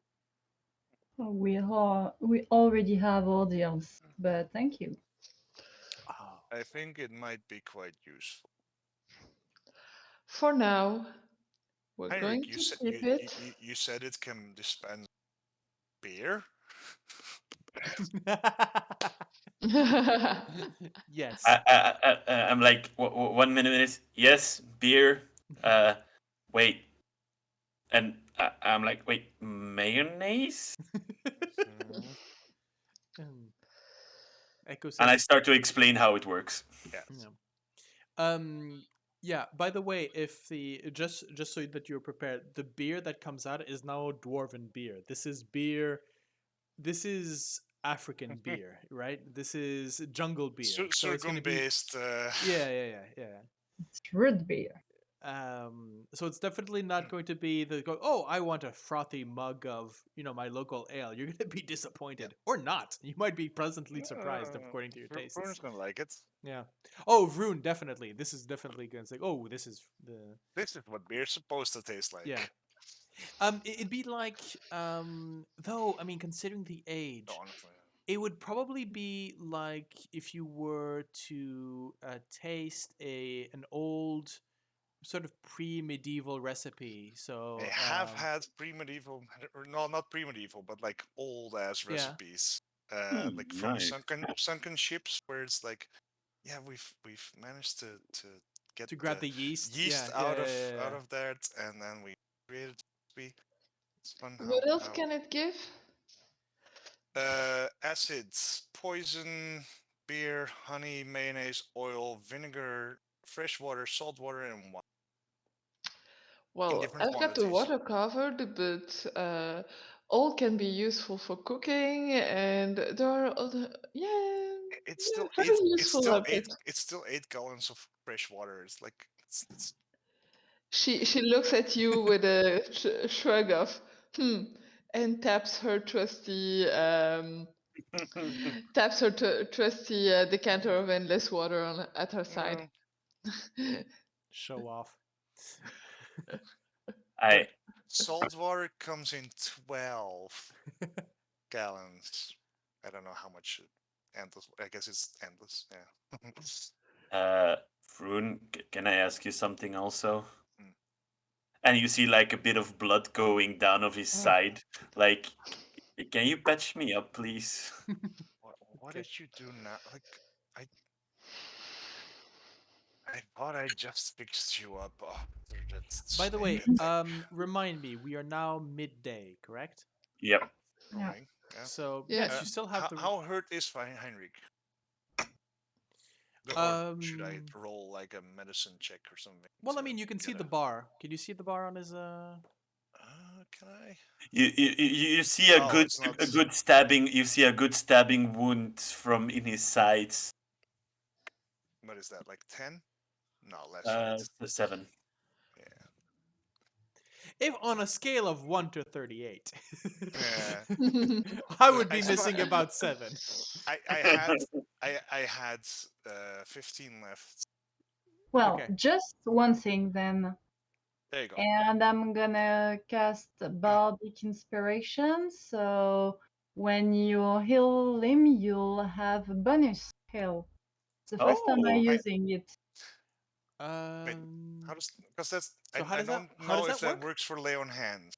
Well, I think it's a spell. No, it has to be a spell, Mm, and when you're rolling the dice, yes. Like for So lay on hands, I specifically just go like, here, have 7. yeah, it's when you cast a healing or so your bardic inspiration can be used to either boost an ability score, an ability check, or saving throw, or attack. Um, but in the case of spells, it can be used to boost the damage or healing of a spell, but yes. not okay. combat. So it does not act on, and that's something that all bards have. It's Yes. new from Tasha's Okay. uh, Cool. So it's a d- boost. I don't know how I use it. I think it's 1d8 boost. yeah, so I'm it's basically one of your, so you give inspiration, so you give bardic inspiration to someone, and they can decide to use it either for an attack, for example. For example, if you had put it on Gale when she had right before she had done um, her guiding bolt, she could have used it either to boost the attack or to boost the damage. So in this case, because it's not really, it's not an attack, it's not a healing spell because there's no dice involved. It's a I spell-like don't. ability. Yeah, it doesn't work for lay on hands. It does work, for example, for anything else. Yeah. so But it won't work for that. no, it won't. It won't in this No. case. So But keep it. but But on the good. upside, Good. like I can specifically go like, how much do you need? 7? That is exactly how much I spend on you. Yeah, exactly. And then now I still have like 8 hit points left in my pool. Nice. It's lay on hands works very differently than other healings, but Yeah, but like I was in bad hoping. and good ways. Yeah, I was hoping for you to spare a few points. Yeah, it's Mm. fine. Well, it's going to be very 8. useful when Gale, for example, heals. Mm-hmm. True that. True that. Okay, so, And we but good have catch. Indeed, that is something that is not very well known about Mm. bards. Is that the bardic inspiration can boost a spell. Yeah. I think bards can be good healers too. Yeah, oh, Kind absolutely. Of course, Yeah, of yeah. course. And they can also bards can also add to the amount of hit points we can get from a short rest. Yeah. Yeah. If only that. I mean, that Yeah. is huge. Anyway, I think it's best that many of us can heal and not just one of them, because Yeah, absolutely. the healer goes down, we're kind of we, Oh. we out. have we have 3 healers. We're good.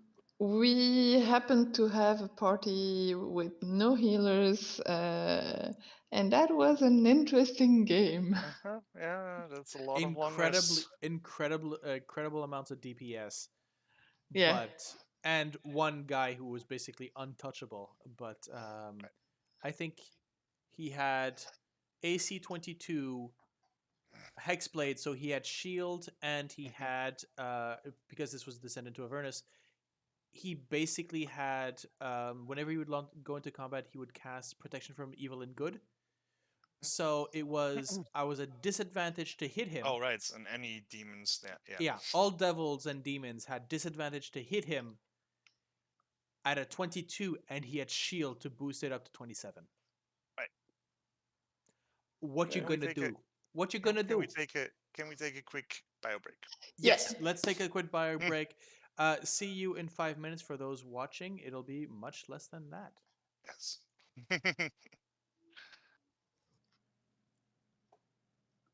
And we're back. Okay, so you have now identified the jug. Everybody's given their opinions on should it be in a museum or not, and you still have half a day that you can utilize. What would you like to do?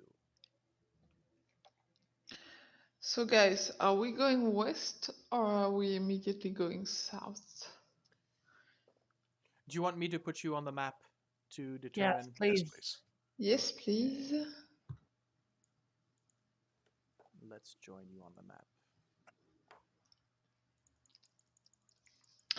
Because if I recall, and I think I remember correctly, a couple of days west was where Otamu told us there was an artifact.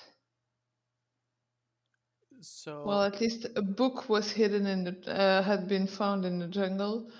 Yes.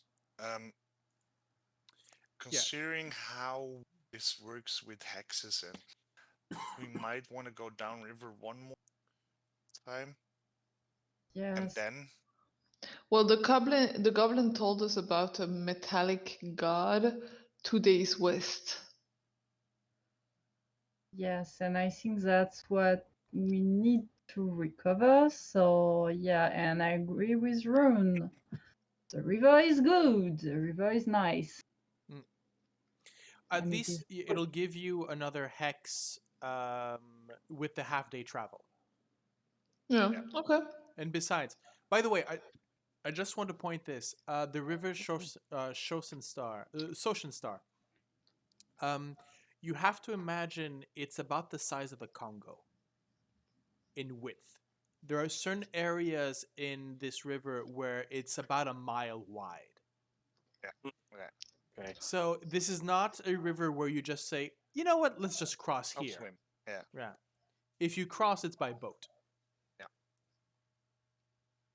Well, at least at Then- certain places. In some bends, it might be a bit Mhm. shorter. I think it's Um, better to take the boats for at least one more go. Well, Okay. I've seen the Amazon, so I see the white. Okay. Yeah. Oh, you've been to the Amazon? I live 3 years in Guyana. So yeah. Oh yeah, right.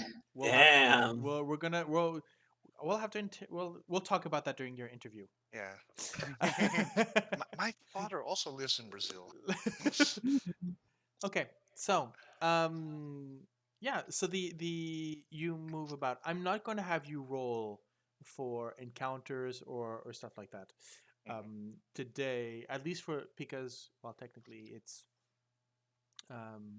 the only actually I believe that it had been already rolled previously. I'm not going to go back into the Yeah, it's fine. So you move down one. You continue down river, letting yourself go until you for another half a day, and you're pretty much sure, according to where you are and on the map, that this is where you would have to turn west in order to get to the spot where, according to Otamu, the journal of the explorer was found. Yeah, and there's also supposed to be a god statue somewhere. Yes. And this, I'm guessing that this time you move during the travel, you move the canoe to the other bank of the river to sort of Yeah. move around. Mhm. Okay, Yes. good. So as you place, as you moor the canoes, um, you disturb as you find a spot where you can moor the canoe. You basically disturb um, a family of boars that have been sort of rummaging through the mud for roots and so on and so forth. Um, but other than that, so if you want bacon, now's the time. Um, but they're shooed off at your approach, and Boards are not easy bacon. you can certainly set up camp. Right. Good. Shooting up again, of course, because Yeah, so every time, Vroon, we should have put a quick release on that armor of yours. I think Gale has an armor with a quick release, right? No, she Oh, has something okay. different. No. She's You got can the use mist my cape. unseen servant. She has the mist cloak. Right. You can use my unseen servant to help you. It will take slightly less long. Yeah. I like that. Yeah, don't forget, Heinrich, to summon your servitor. It takes about 10 minutes. Takes me 10 minutes to take off my armor. Hey, I'm not a warrior. I just see him putting it off, and I'm like, hey, I can help you with magic. Woohoo. And like, thank you. And I'm like, I'm not noticing any difference. I'm undressed. Oh, there. Okay, my last piece of. Yeah, thanks. Well, maybe the servant can put it up, somewhere clean and safe, and clean it, make it shine Yeah. for the next day. An unseen servant is always useful in some Yes. capacity.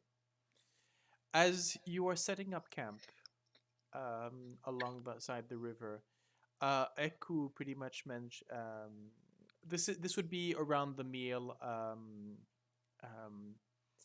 and Eku says, you wanted to head west, yes? So away from the river? Slightly, yes. Yeah. Yes. Well, very well. Then we will be needing to camouflage the canoes and remember where they are to continue down to the Aldani Basin. Well, We would Sure. need to moor them and make sure that they are safe. If we do not want them to be washed up all the way back to Port Nyanzaru. Or stolen. Well, apart from a few monkeys, no, I doubt that it would be. These would be stolen here. but the river flows from the Aldani Basin, then. Yeah. Yes. What about we hide them underneath a bunch of bushes? Now, technically, they could fit in your portable hole. That All was right. what I wanted to say. Okay, so yeah, so go ahead, say it. Go ahead. Gale, Yes. Can't we put it like in your portable hole? They should fit. Well, Have you already showed that technology to? Yes. Yeah. Yes. Okay. Yes. Yes. Yeah, we've had Eku that. says, "Yes, that is true." They were also going like, wait, but where's your food? And then we went like, Oh right, yeah. And Salito is going, "Oh, I want one of those." True. Yeah. So it is agreed that you will sort of unfurl the portable hole, and you basically take the canoes. Now the canoes basically go in end first. yeah. Because it's 10 foot deep and not that wide. So you have Mhm. basically these canoes sort of. Wait a minute. I'm gonna tell him. I Yeah, think you Vroon is gonna do the manutention there. Short rest. Hey, Circular sheet of 6 feet in diameter. Yeah. So and 10 foot deep, correct? Yeah. Yeah. So yeah, we'll have to put them upright. yeah, upright or at least in diagonal. Yeah. Mm. But yes, they certainly fit in there.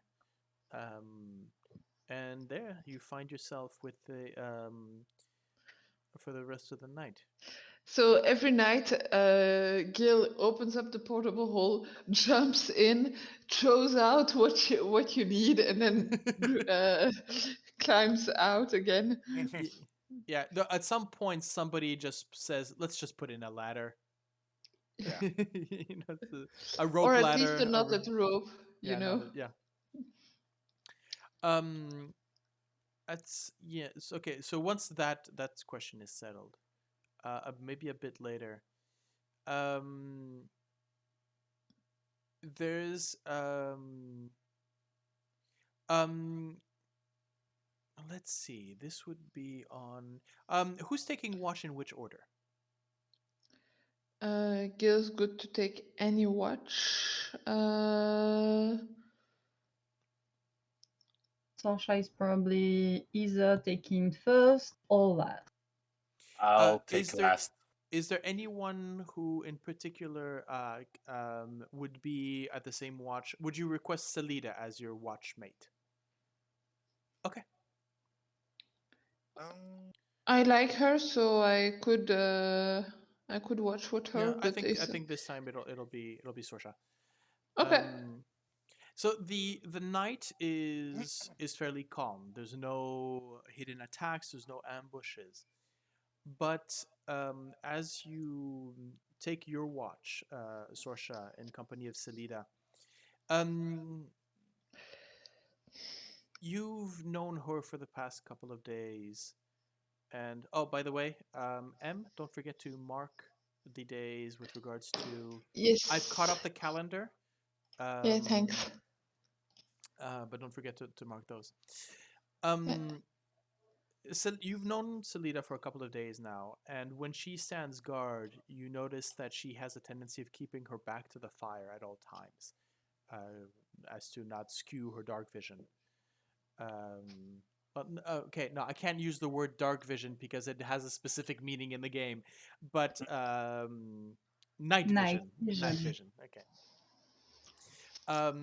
And she's fiddling, or she is maybe sort of fiddling with not branches, maybe reeds or whatever. She's basically sort of making her own arrows, um, and she says, earlier today, you you mentioned a city with a black obelisk. Correct. That is what you were looking for. That is why Indeed. you were going south?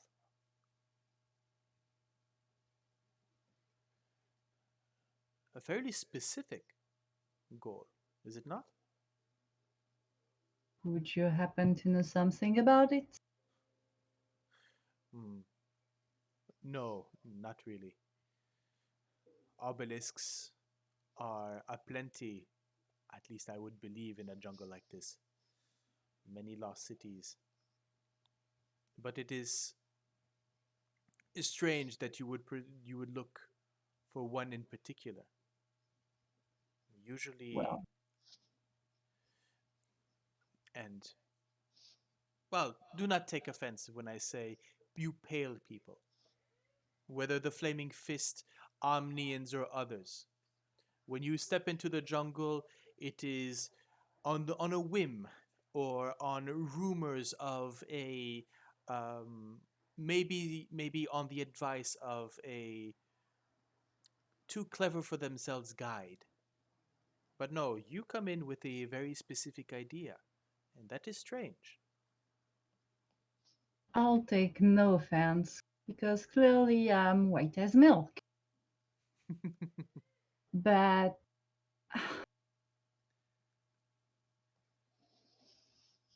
Natural colors Salida, even.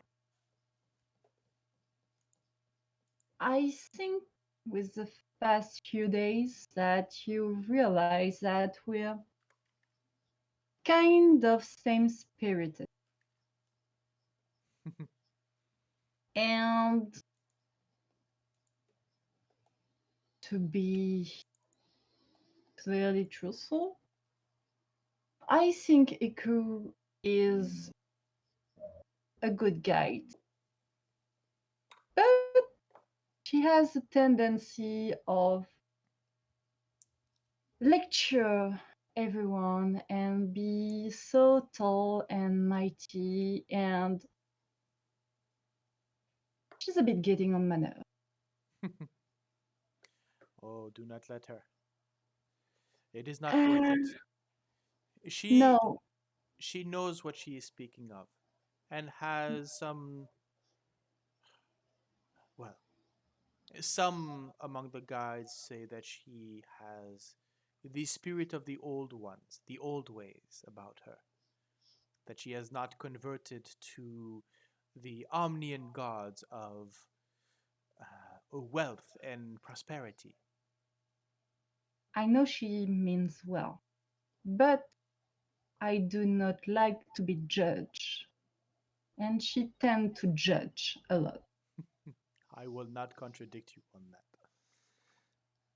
But clearly, you raise a lot of suspicion to a lot of us. So, Mhm. how about we come clean to each other? Spill the beans, and you can ask me whatever you want. Let's exchange. She sort of shuffles her stance. So I don't know how you've been standing.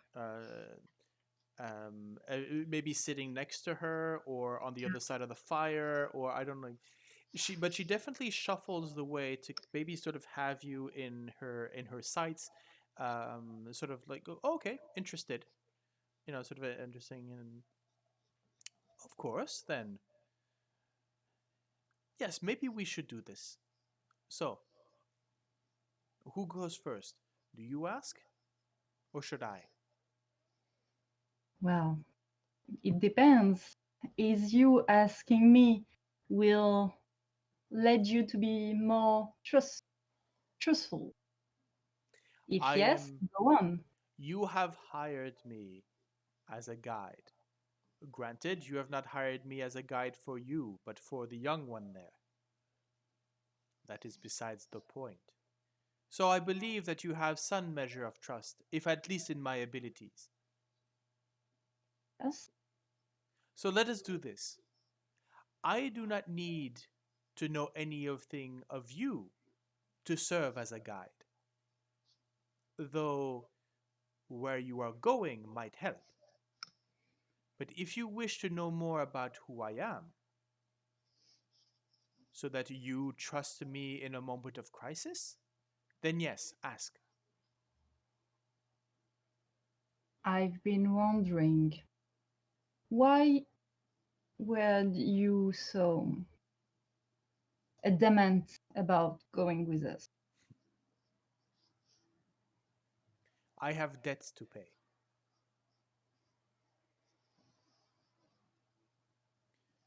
I have debts to pay, and most. Hmm, This is the GM trying to find the words. Most expeditions into the jungle only go so far. You mentioned you were going south, far south, and that is interesting to me. For the further south, the more riches there are, not plundered by the Omnians or the Flaming Fist. More treasure means more gold brought back. You go deeper into the jungle means that I get paid for longer, which means I pay my debt.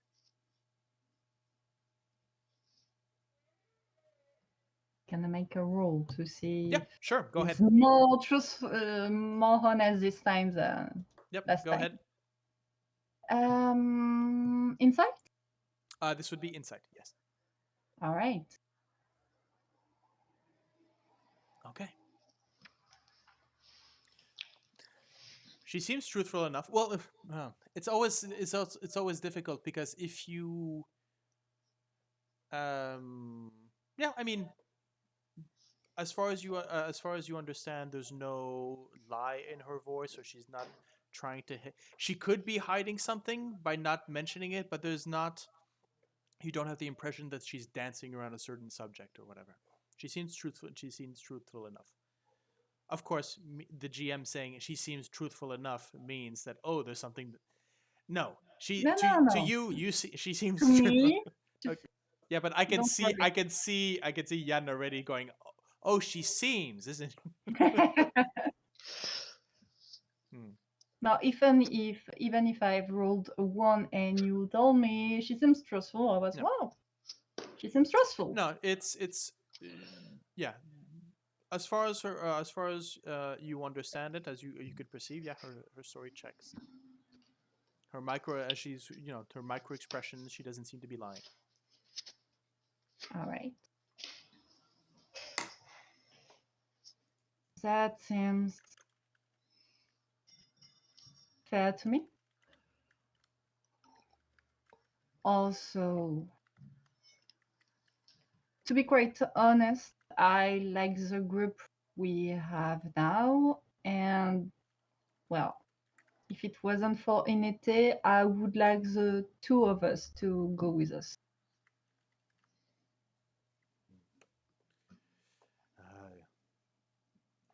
Well, that is possible.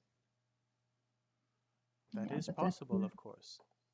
that would imply that we find another way for Inete to go back. Oh, the contract is done, and I will go back with her. Of course, well, unless something should happen. But let us not think about that. Just on that subject, hadn't we said that we hired both of them to go to the Aldani Basin and then we would see Yeah. who we're sending back and who Yes. we. Mm-hmm. Yeah, that wasn't decided yet. I think Exactly. yeah, but I don't think she knows that. No. Oh, okay.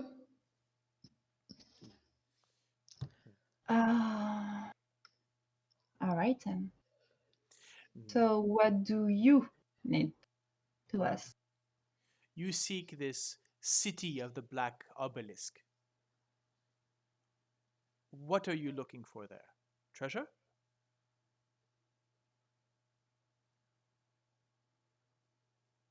You said I'm something. gonna You said something respond. earlier. You said soulmonger. Yes. What does that mean? I know what a fishmonger is, but a soulmonger I've never heard of. Well, it means that if you tell, and it's not a threat, but when you go back, if you tell the wrong person about it, you may be in danger. We are looking for a cure, and that's our lead. You are. And you say that I dance around the subject and answers. How can I trust you with an answer like that? I ask you a simple thing and you. Well, it's the truth. We're looking for a cure, A and cure the for. subject is dangerous, and we don't know much about it. if you want specifics, ask. You but were looking for a cure for a person, well, for a disease, for a curse. we don't know yeah, a cure for a Ah, but we don't know exactly. well, you should have very rich patrons to be able to afford sending 4 of you and 2 of us down to find this simple cure. I And why never would said you need to go? simple. Why would you need to go down to this place? Surely, where you come from, there is magics that can cure these things. No? No. We were sent here because it is here. Hmm. Why, I don't know, but it seems to be here. An adventurer who got cursed in a tomb somewhere in the jungle needs to go and make a reparations, maybe. You have been sent here before sacrifice to take his place. No, it's nothing like that. Believe me. Well, if you do not give me a straight answer, I will have to keep guessing then. Ah, No matter, I enjoy this game. I honestly, I trust you enough. The only reason I don't answer you is that if, well, basically, it would put you in danger when you go back. And trust me on this, that's the only. If you want me to tell you the full thing, I can, but you know why I don't go on the full length of it. No. And while I understand the intention, you have given me just enough rope to hang myself. I know about a city in the south, a black obelisk, a cure, but I do not know which subjects to avoid.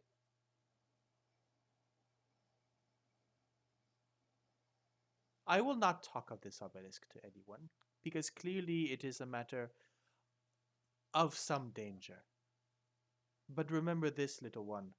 And you can hear the when she says little one, this is very much this is derogatory. This is more about you being the inexperienced one in this dialogue. Right? She says, "Remember one thing, little one. I am a guide in this jungle.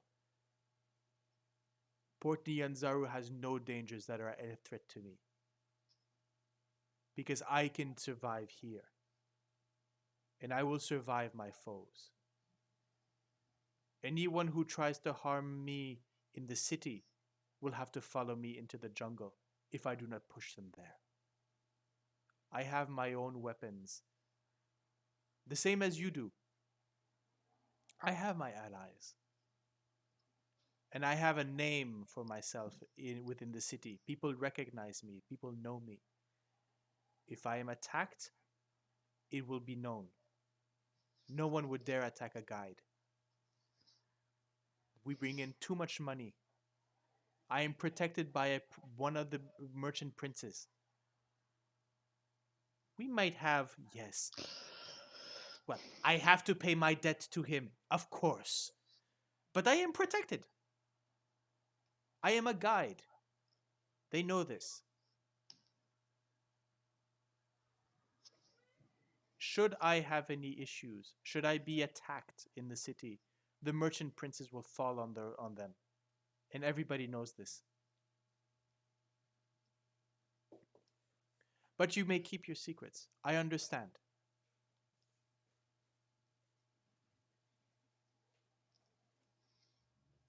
If you want to know, I can tell you. Because I believe you. I just wanted to give you the choice. That you know what you ask for before asking for it. See, at this point, she sort of leans in. And there's in the firelight, you can see that she sort of half, she's sort of half, um,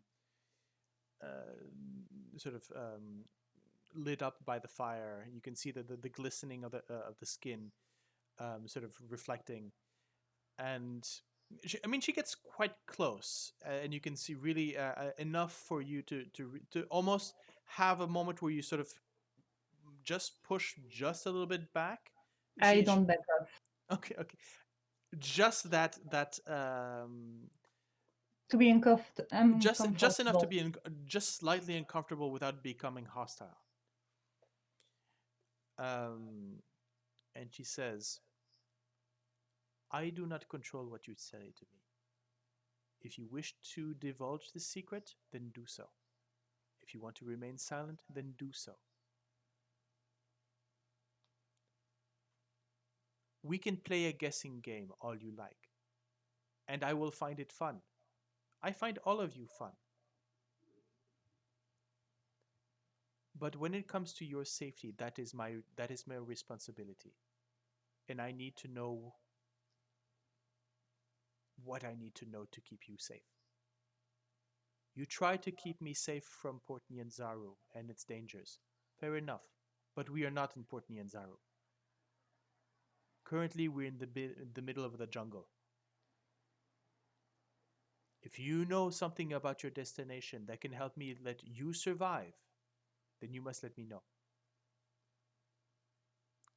And I would hope that you would tell me in time.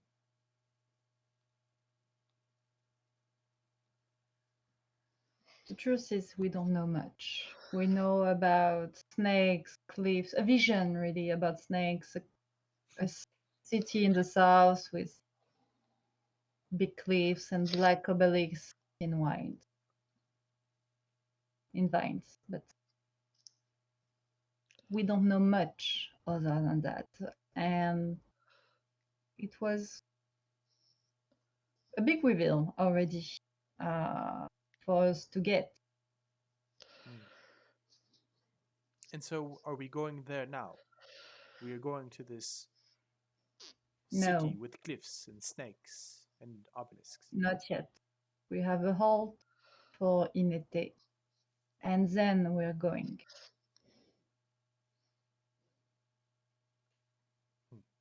Well,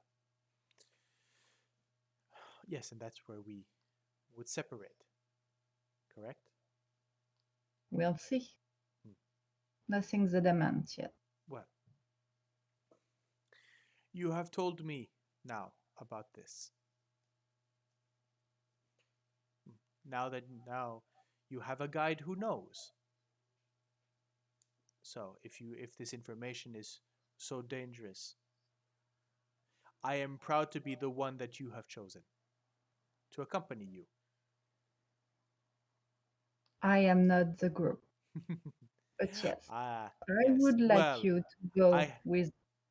I have a few more days to convince the others to keep me on board. Now you're with me. Yeah, very well. Well, maybe it's time we go wake up Heinrich for his shift. Would you do it, or shall I?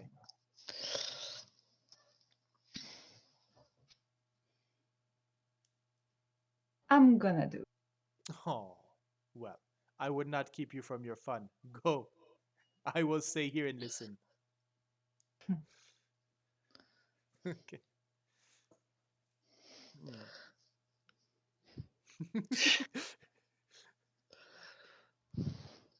I'm going in the space area and watch like Heinrich sleeping his good sleep.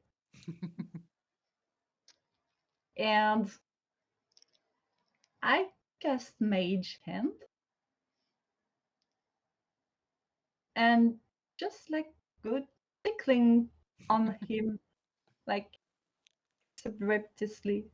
Okay. And see if he wakes.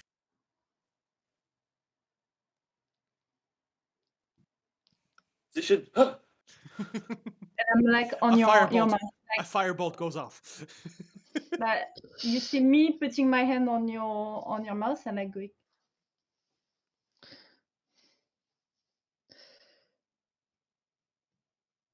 And I follow with a big sigh.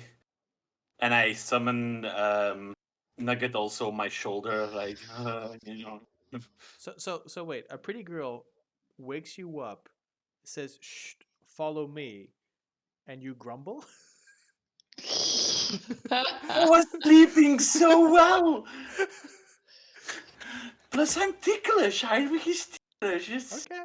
poor Okay. Heinrich. Well, he follows. He follows, Okay. but with a look of okay, Okay. fine. Um, by the way, as soon as you exit the as soon as you exit the dome, it disappears, right? No, it stays. It stays. It's 8 hours. 8 hours. It stays on the same location. And okay, fair enough. So you don't have to stay. You don't have to stay inside. Nope. I Okay, just summon it, and then it stays for 8 hours. cool. I guess that yeah, I think that was Caleb's tiny hut or whatever that did that. Where as soon as okay. Anyways, keep going. Rub my eyes. Yeah. I would like to go with an open mind, talk to Salida with an open mind. I start to squint my eyes.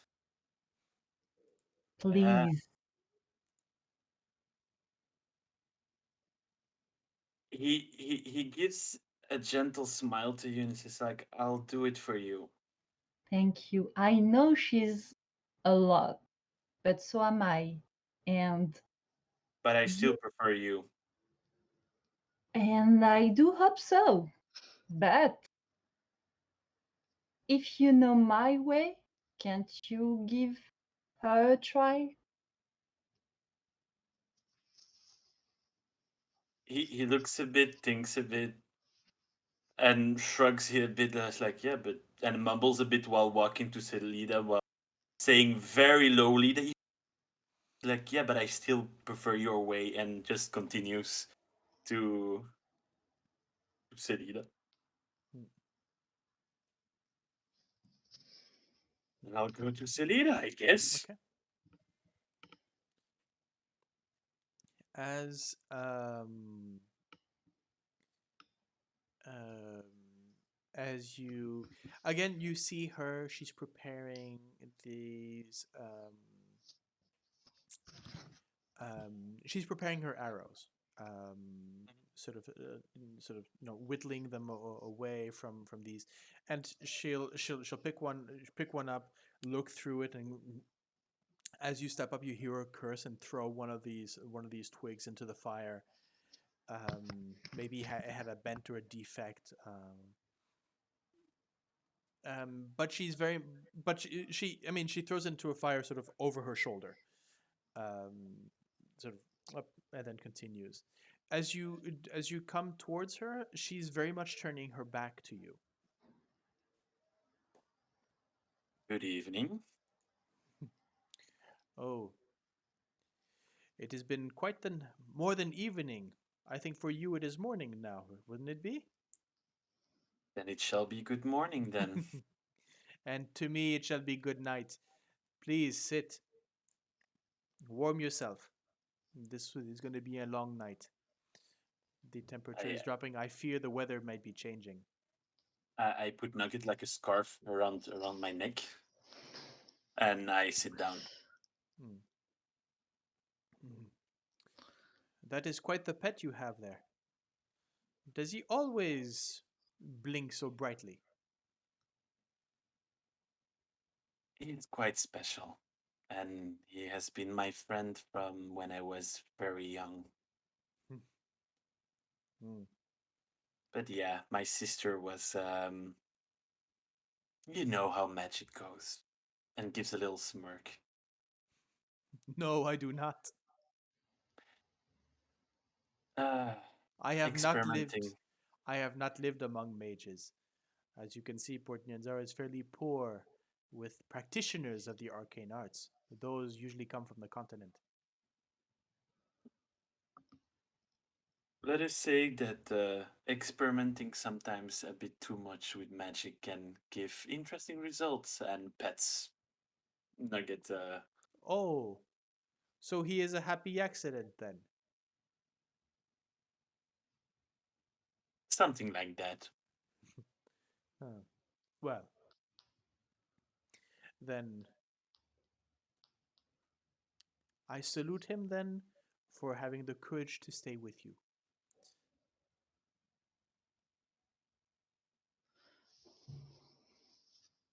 He he caresses Nugget for a long time, and Or maybe have I not understand this correctly? You did no, say he that you had experimented on him. no, it's my sister who did. Oh, Family. Do you actually have family? I must have somewhere. No, should be a quite a lonely life, being all the time alone. And Oh, should, no, no, no, no. I am never alone. If I am the city, I have the guides. I have friends there. Mhm. I am I am what they call the life of the party. And so I am at many parties. And when I am in the jungle, well, I'm never alone. I am a guide, of course. I meet new people all the time. Besides, you do not become a guide. You do not become a good guide if you can stand being alone with your own thoughts for a while. True that.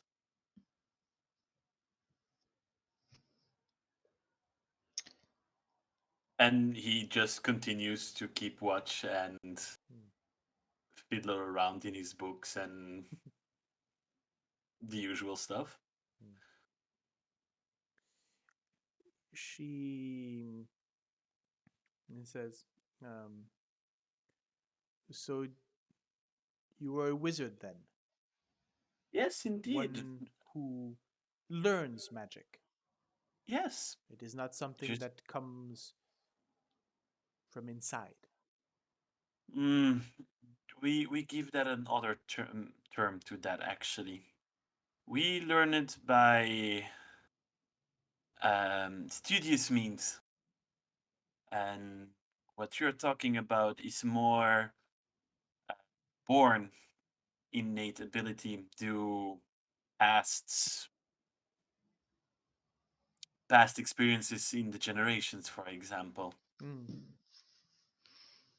For example, somewhere in the family line, there is a person who had maybe met a beautiful uh, dragon, for example, and there came I a child, and then he starts to babble like I for have some met minutes.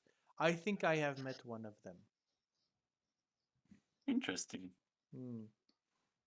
He came by.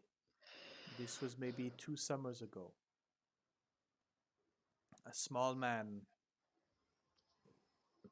wielded magic like sand.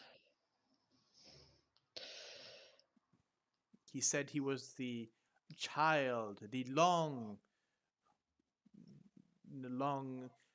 line of dragon blood. When I told him that there was another dragon in the mountains, he said that he was very interested. I do not feel he went that far. Hmm. And it And is different magic from what Inete does. You do not pray for your magic. It comes no, from you. You study, yes, you work. yes, You see, that I can respect. The person who is born with abilities, they use it fine. But someone who has to gain the abilities was to work for them, that is good. That is something to be proud of. oh yes, I am. I am very proud of what I can do because I help my companions a lot in tight situations.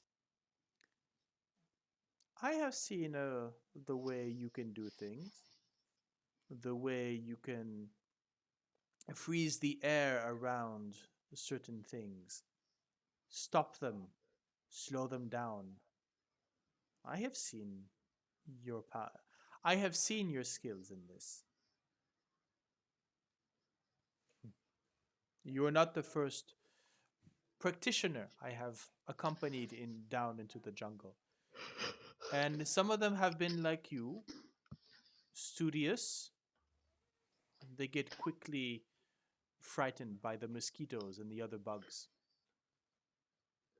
You seem to be a bit more comfortable with the conditions. But then again, I think that is a lot with, and she sort of points to the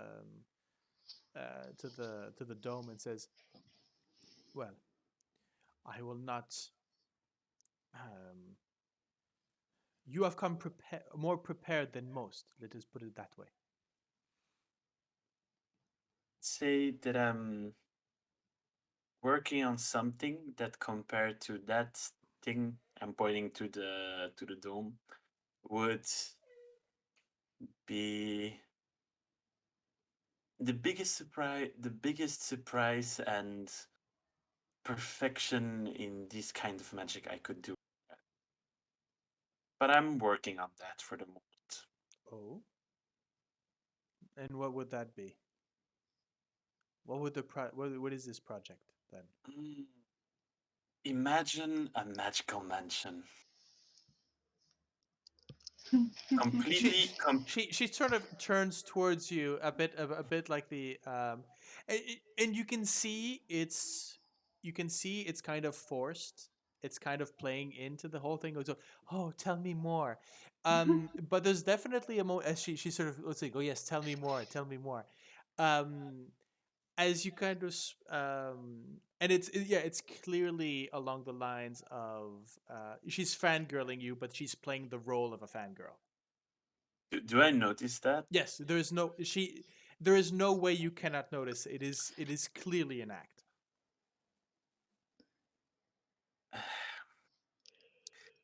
Cannot say that I'm very grateful for listening, but Oh, do not no. Oh no, consider it a bit of flattery. I am genuinely interested.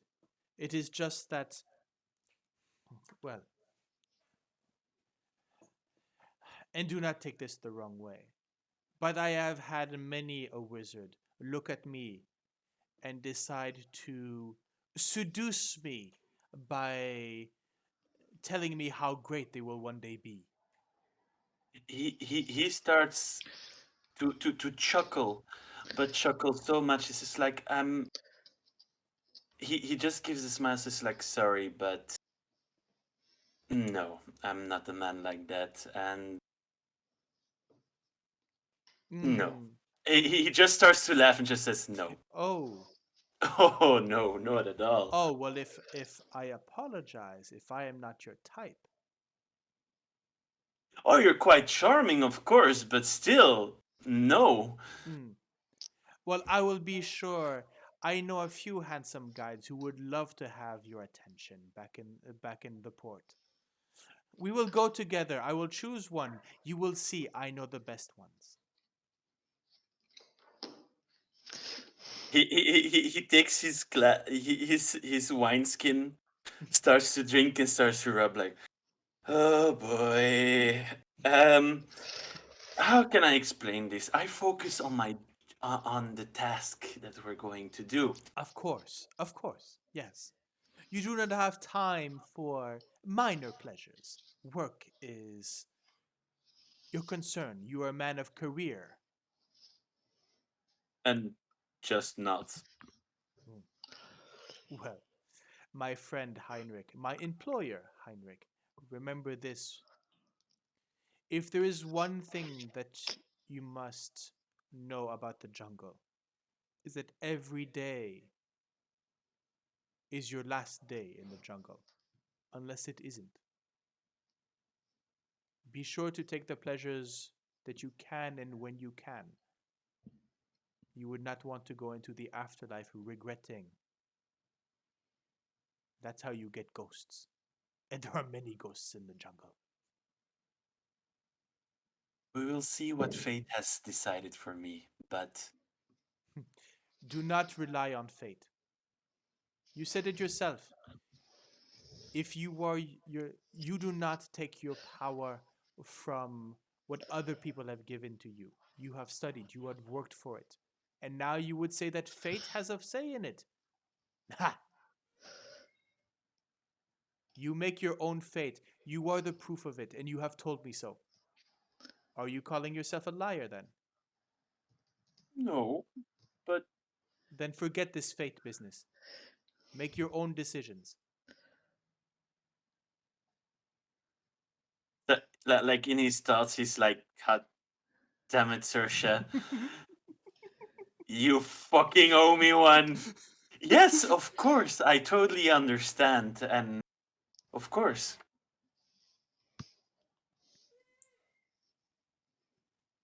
But as someone of my um, position,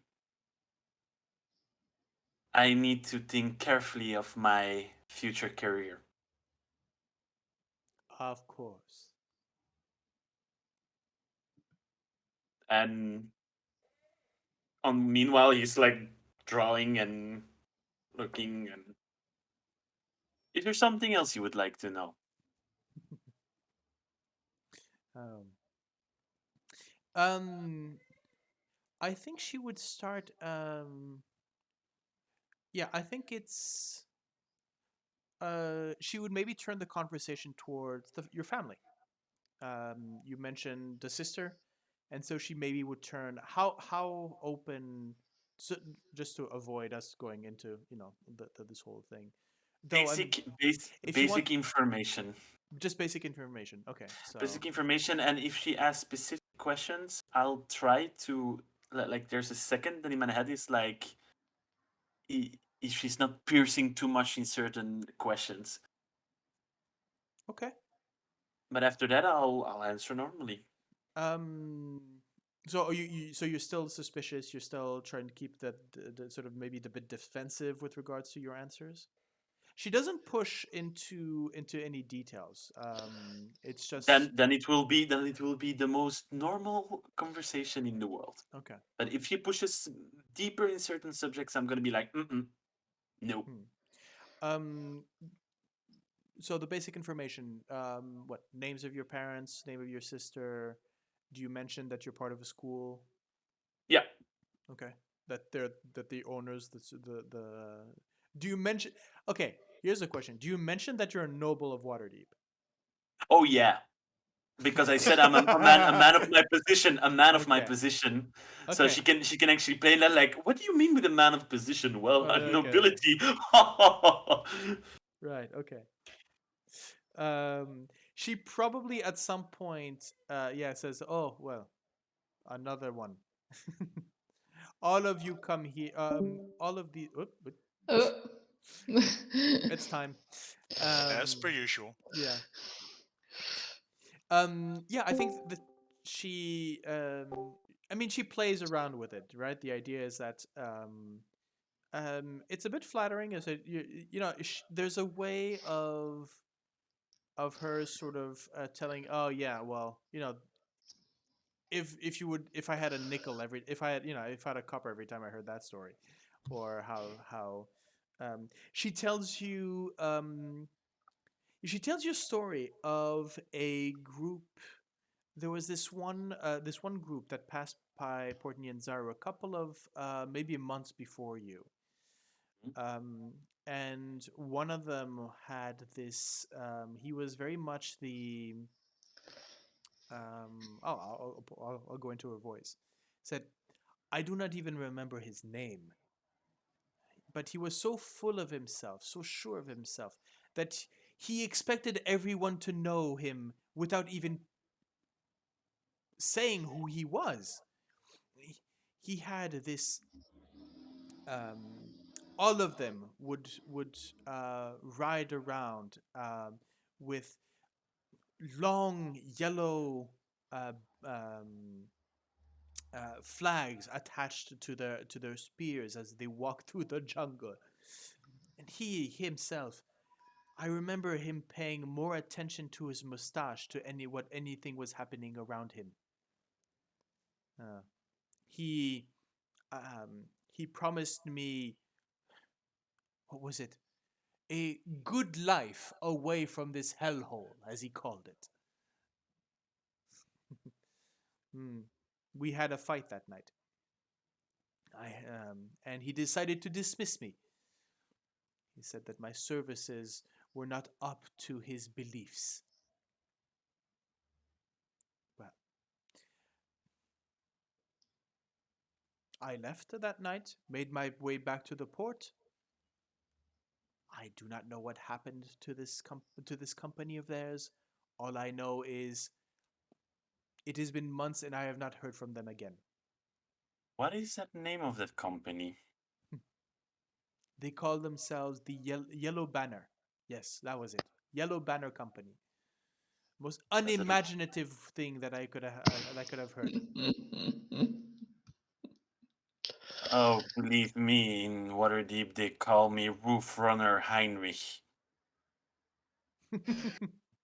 A roof runner. Well, now I understand a bit more. Were you chased away by a jealous wife then?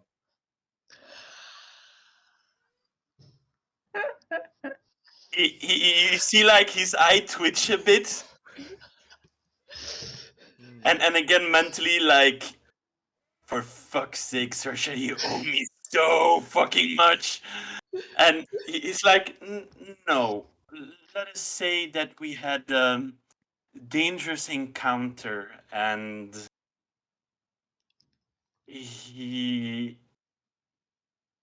says with a smile, let's say that Sorsha was on foot and I was on the roof running.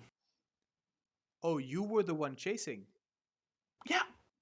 Ah, well. And how would the people have seen this then?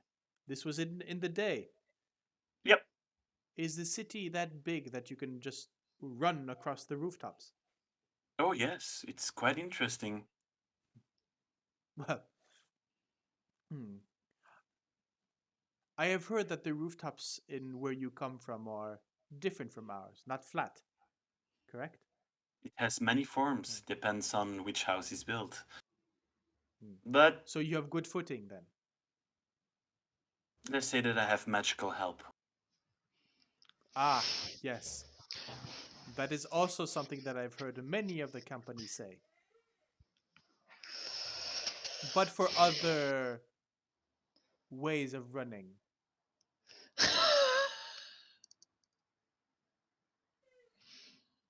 Well, if we share something, let's say that that day I failed my chase, but I made a choice that moment. And until now, I got to be honest, I don't regret that choice. And he doesn't say much more about it, but he gives a little smile. She sort of pushes you and said, "Well, tell me about this. You mentioned Sorsha was there." Let us say that I had the choice of helping Sorsha that was wounded, or finding or capturing the person, and well, there we are. Now I see that I may have been wrong about you. You chose loyalty to your friend. That is good. Gives a nod. I see them more as friends. Of course you do. A family. Do not think them too much as a family. You would close certain doors. Starts to drink his wineskin. starts to mumble in front of the fire. At some point, she sort of grabs the wineskin away from you and says, "We are still on watch. You should not be getting drunk." Though I would gladly Mage follow. Mage hand the wineskin back. And she Put sort it of in his bag. she sort of slaps the wine skin the mage hand and sort of squeezes she squirts a bit of a wine in her mouth and sort of hands it to you. If you want it back, just ask for it. Use Mage's hand to take the wineskin back. She sort of lets go. But put it back in the bag. You're right. Let's continue the watch. Anyways, my watch is coming to an end. And I wish you a good night soon enough then. Do you have any preference? Who should I awaken? By the way, Yeah. Sorsha is probably listening to it. Oh shit! Oh shit! Okay. Make me a perception. Truly roll. What? Through Through Laryl. Yeah. Oh, interesting. Okay. What crafty motherfucker! So I want two things. No, but Okay, I want two okay. things from you. I want a stealth check from Laryl. I will give you advantage because it happens to be, and I want a perception check from Laryl as well, with Laryl's stats. So I don't know how to roll that. No, wait. Laryl would have been. Laryl is Laryl is constant, right? He just they just turn around. For Heinrich personally, it's like, oh, he's one of the sentries. He's floating around. It's Yeah. he doesn't It's care. usual. Okay, so It's yeah, usual. so I'm going to basically I'll just roll a perception check here from Laryl. Fuck. Let's see, Laryl. That's really crafty. I like it. Perception is +4. Let's see. I kid How you much? not. This is a natural 20 with a 24. Good boy. I will screenshot that immediately so that you can actually have a look. Oh, I believe you. There we go. I was like, oh, I can tell something and it will not be talked about. Meanwhile, Lara, hi! Yeah. I'm seeing everything. I'll share this in the visual aids here. I'll take it out later. Just for the fun of it. Yeah, but just for the fun of it. Yeah. Mhm. Okay. There we go. So Oh, God. so you've heard everything.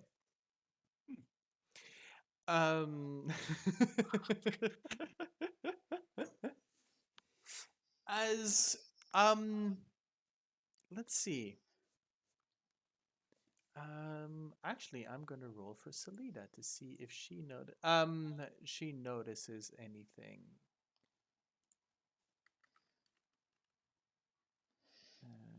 Okay, let's see perception. Okay, no, she doesn't realize your trick. Natural 1 on that. Anyways. I politely say, well, who was the first watch? I mean, Sorsha? it could, Sorsha, you were the second watch, right? So yes, I think that the order could have been okay. Yeah, Vroon. Okay. It's gonna be I'm Vroon. good for last. Okay. So yeah, Salida wakes up, goes, and you're sort of awakened by a sort of it's maybe a sort of clicking with regards to the ears. What? No. Is it me? You and the scholar, yes, you will be sharing the fire. Don't let it go down too low. Don't worry. I'll be fine. Stay safe, Vroondomon, and stay alert. I would not want something to drop onto my tent without prior warning. Will be fine. Mm. And so she slips into the tent. I am going to cast a Divine Sense. And what is that? I want to know. I can detect good. Wait, I'll just put it in beyond 20. There we go. Oh, divine sense. Okay. The presence Uh-huh. of strong evil. Until I you know the because location of any celestial, fiend, or undead, which when we were at is the temple, we sensed right. the celestial. Yes, We didn't find the celestial. you did not, and there was a reason for that. There again, the presence of a celestial is present, but you Mhm. cannot locate it. Nope. It is like a smell, but you don't know in which way the wind is coming from. Yep. But the celestial is very much present. Yeah. I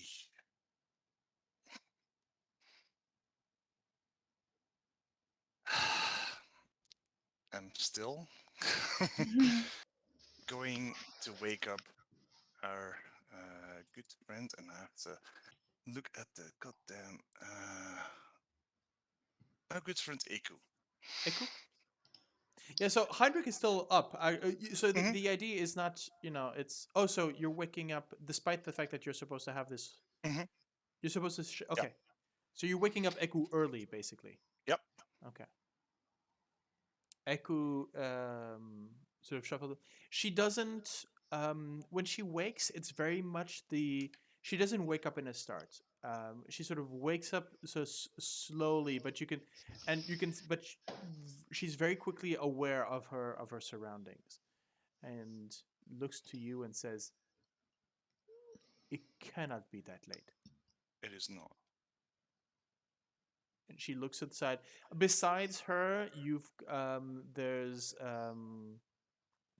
most likely Inete, who's my And what's his Heinrich is still awake as well. Heinrich is Oh still yeah. awake. Yes, yeah, Okay. Then I will just tell her like, come join us. very well. She steps out and she sees that Heinrich is still awake, and there's very much a okay. So this is not about the watch. So what is this about? As by the way, at this point, Sorsha, are you asleep? Okay, you're gonna make me a Constitution saving throw on your morning just to avoid a point of exhaustion. You know this, right? Fine. Okay. God damn it. At this point, Gale is really the only one snoring through the night. It's like I think she's staying awake because it's quite the normal bit of her life, like gossiping and things going on, and we're in the jungle. That's the only normal thing for her. So yes, Mhm. she's gonna listen. So Eku wanders up to the campfire. Um, yeah, you notice she has no qualms whatsoever about is the what's the fire level at? Is did you add in more wood for a bit more light, for a bit more heat, or did you sort of let her simmer down? I think it's well. I mean, Vroon did not add any, but maybe I'll probably Heinrich would put have. some wood. Yeah, I'll Okay. put probably some wood on. Okay. So you can see each other quite clearly across the fire the fire pit. You can feel that there's a hot sort of that hot sort of almost actually dry wind rushing across the trees, and so you can have there's that extra movement in the canopy of the wind along with the flickering of the fire. And Eku speaks and says, "So, you. This clearly is not about my turn taking watch. No, You wish to speak? no, You wish to speak about something?" yes.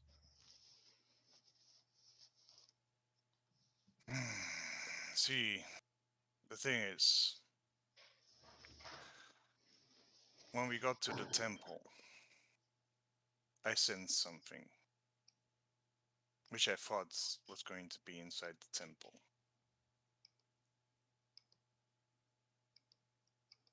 But there wasn't anything inside the temple that I could have sensed.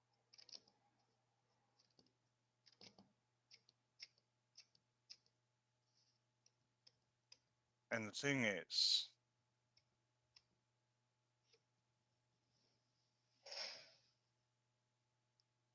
I've sensed something that is not from this world. Starts to lift an eyebrow. Should I be worried? Should we wake the others? Gather arms. Well, my best guess, considering that I'm still sensing it right now, is either you or our lovely young friend. But considering the fact that you want to give your wealth that you have earned doing your job as a guide to help others,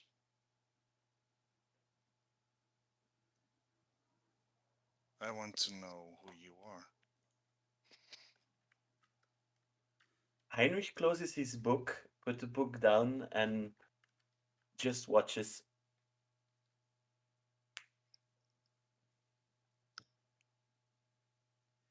You are asking me who I am. Well, I suppose what I'm asking you is what you are. What am I? And what do you think I am? Why would I be anything else than what you see before you? Well, someone in our company is celestial. If it is not you, then I am fairly certain it is not Salida. No, that one? Oh, the heavens would be very different from what they say if she was one of them.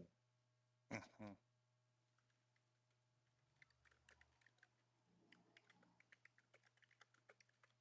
It leaves it's between you or the one you have been so eager to protect. And honestly, I think you have been so eager to protect because you are the one that I am sensing.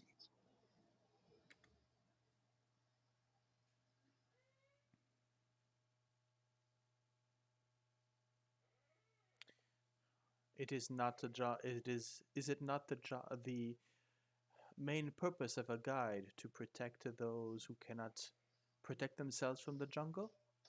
You are all Mhm. capable people. You are. Though you walk around in heavy armor, you do not feel the heat. Well, I am not surprised by you, but the blue one. Something about her. She's immune to the heat. That is, Mm, that is rare from where they come from. The mage. He Yes. plays with power. He plays with power that few I have seen. his name is Heinrich. He is here. Hi, The bard, Sorsha. crafty in her ways. Oh, She doesn't know I'm a bard. She doesn't. Have you not played music? No. No, I didn't.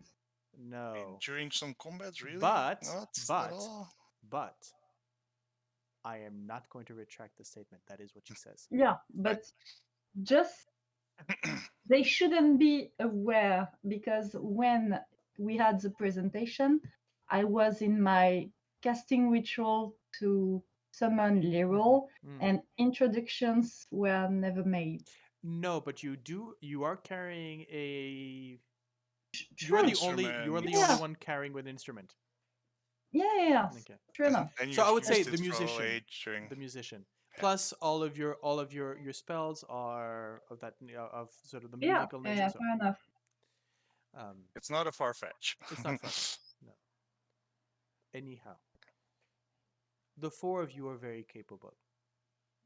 And if it were not for inexperience with the jungle, I might expect you to survive in it. Maybe even thrive. Inete, she has only known the port, and even that, I would think I that she agree would have. that she needs protection. I So, have been granting her some. do you find it exceptional that I would worry about her first? No. It's the culmination.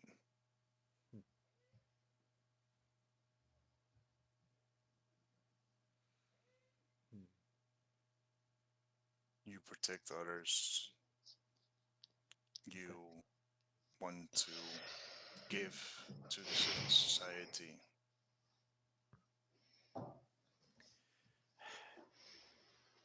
And for that I have been ridiculed, for that I have been shunned, and for that I have been considered an outsider as much as the ones that I serve I serve. No, that's the GM making the mistake. She did not say that. As the ones that I thrive to protect and ease their troubles. You have not seen the slums and the outsides of Port Nianzaro, have you? I lived the slums of Port Nianzaro. Then you know what happens there. Outside of the gate, they are forgotten. Yes. They serve as to the whims of those who can pay for their services. But once they are put aside, they are forgotten away, left to fend themselves against the dinosaurs, the undead, and the other dangers of the jungle. I have seen the gates fall many a times before whole families could get to safety. The bells are never quick enough. Never. I know. And those, for helping them, I am considered an outcast, a spirit of the elders, an old soul, because I have not accepted the lessons of the Omnian gods, of wealth, of greed.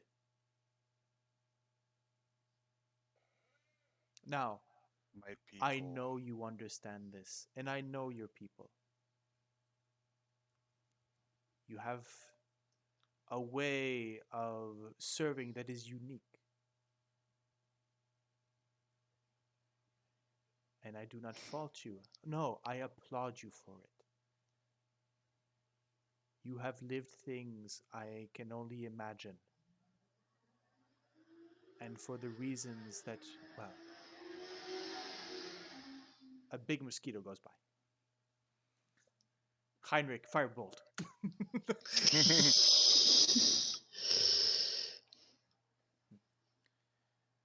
But I believe it is the first time that for my deeds I have been told that I was a celestial being.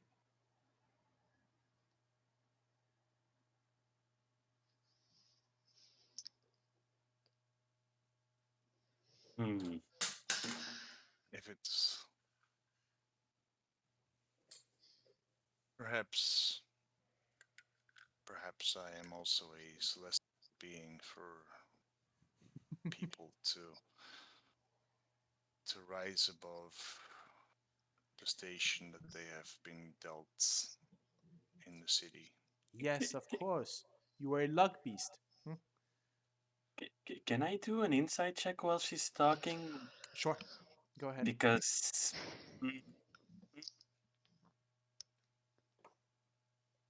Come on, give me a good roll. Damn it. Okay. Let's see.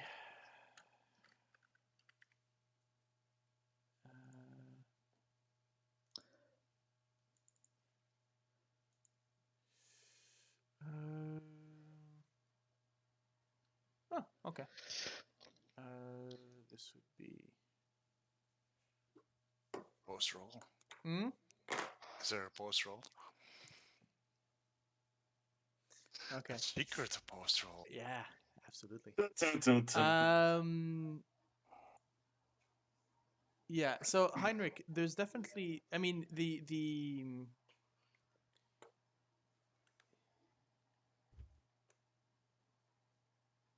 There's she's the I mean she hasn't answered. Well, she seems to be not necessarily dancing around a question, but maybe because the question isn't direct enough. You know what I mean? Is that no? There's no. She's trying to maybe egg. Um, hmm, you're actually you're unsure if she's trying to force Vroondomon to ask a silly question, or trying to avoid him asking that silly question. But there's very much an understanding that this is the question that is sort of hanging in the air.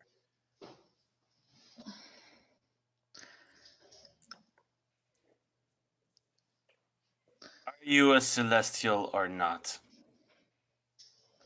You may be divine in your actions, but Vroon actually asked you a quite direct question. And I trust his gut. If he says what he thinks, then I will trust him 100%. And Honestly, my question was not that direct, but that's why you have me, Vroon. And he gives a big smile.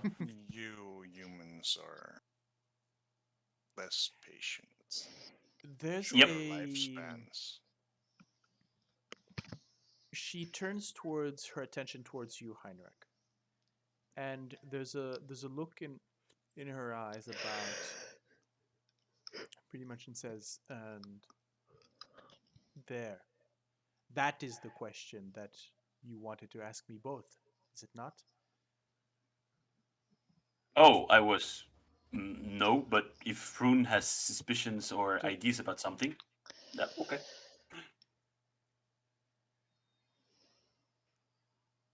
why would you need to know this? Let us admit for the moment that I am what you think I am. How would it change things? Am I any less than the Eku you know? Any more? Would you expect less of me or more of me? Well, for one, for me it is important to know when I am thinking going into a temple because of a celestial being inside of it, or whether there's one among us. But if you do not wish to disclose that information, then But you have said it yourself. The celestial that you detected, that you could smell, is still here. So that has not changed. it has not. So should you meet another celestial, you would have something new in your sense. Mhm. Whether the celestial be Salida, Inete, myself or one of your other companions who may not have revealed themselves to you. Have you thought? I have seen things being brought into existence. She has a look at Laryl sort of walking by, sort of bobbing by. Others, who knows? Maybe it is something that you wear. You have items that you wear.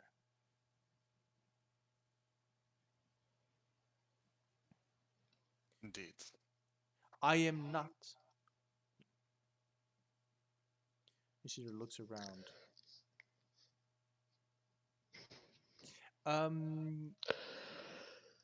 Heinrich, Yes. could you Oh yes. make me a Say the magic words. Come on. yeah. Come Getting on. there. Come on. Come on. Say me the magic words. Let me roll. Let me roll the dice, baby. Yeah.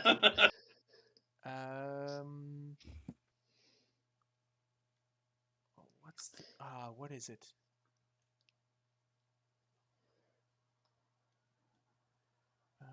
Okay. Wisdom saving throw, please. Oh boy. Oh boy. Oh boy. Oh boy. Oh boy. Okay. Rap.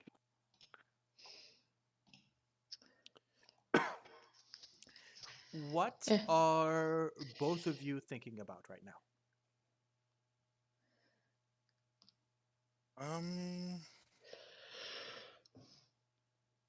Should I roll a saving throw? Or? Huh? No, I'm asking what are your surface thoughts? We'll go deeper with Heinrich on that failsafe. Mm-hmm.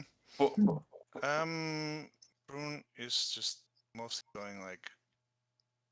I think Vroon's actually going like. If you are what I think you are, Mhm. then I can probably trust you more. Okay. Heinrich? Okay. Okay. I'm gonna act this out because your guys gonna love it. Oh God! I seriously told it against Selida about Sorsha. God damn it! Fuck. Okay, no, but the idea was the question that she. So so you're saying is that you moved away from the conversation that's happening currently right in front of you. He yeah, go in his deeper thoughts. Okay, But yeah. but Well, but so deeper thoughts, yeah. uh, deeper thoughts of Heinrich is actually more like, did she understood what I said in Celestial? And also more like he's thinking about the possibilities of which kind of Celestial, more like a scholar, and also like the last sentences would be like, would be more reassuring to know who Yes. someone is, and So you're trying to catalog her, basically, in your mind. as a Sort of saying, scholar okay, I am. okay. As she turns to the two of you, so she turns to you, and there's that itch at the back of your minds. She's not being subtle about what she's doing. And Heinrich, I mean, there's almost it's almost like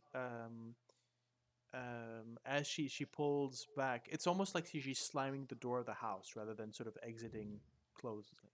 There's very much the moment of the snap when you're realizing, oh, okay, as in somebody's maybe stroking. It's the same way you could just feel when somebody just goes right above the hairs or above your skin. You're feeling that with regards to the mind. I just have one question. Yep. Did she pass the rings? I didn't wear the ring. Yeah, you didn't, but I believe Vroondomon well. What is I- the ring that Vroondomon No. has? I It's a have resistance. psychic resistance. You have psychic Yeah. resistance. You have resistance against psychic damage. Yes. Yep. Okay.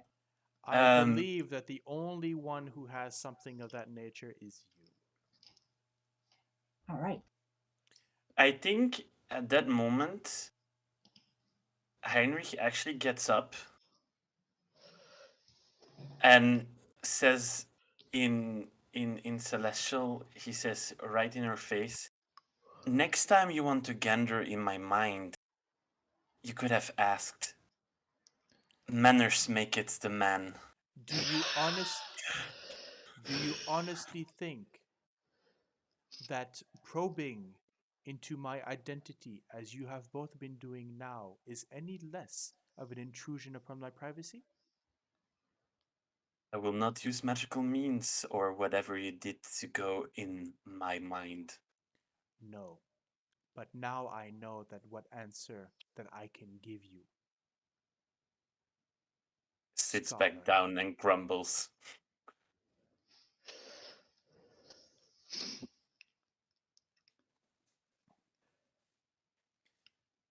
As you sit down, she turns to you. She turns and says, "Your suspicions are correct. I am not of this plane. But knowing this, you," and she turns to Vroon, "you seek confidence. You seek reassurance in my motives because of my nature. And I have them now. That is arrogance, and that is foolish. The motivations of beings from the higher planes are beyond your ken. And for all you know, I might be here to serve some sort of balance on which you are on the wrong scale. Fortunately, it is not the case. A balance is fine with me. I do not think," and she turns toward Heinrich, "I doubt that this one would be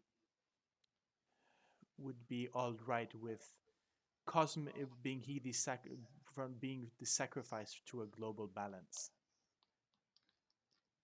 Fortunately, that is not the case here. I am who I am, a guide. I help those who need help in the jungle. I help those who need my help in the city. If one can feed the other and help me feed the most, then so be it. Your friend, Sorsha, tried to probe my mind when we first met. I did not allow her to do so. He tends to do that. For the same reason that I have done so now. I must protect myself. I have lived long in these lands. I am, for all intents and purposes, an old soul. I have seen the fall. I have seen the Probably. fall of the kingdoms here. I have seen the rise of the Omnian colony and its fall. And I will be here when a new cycle begins.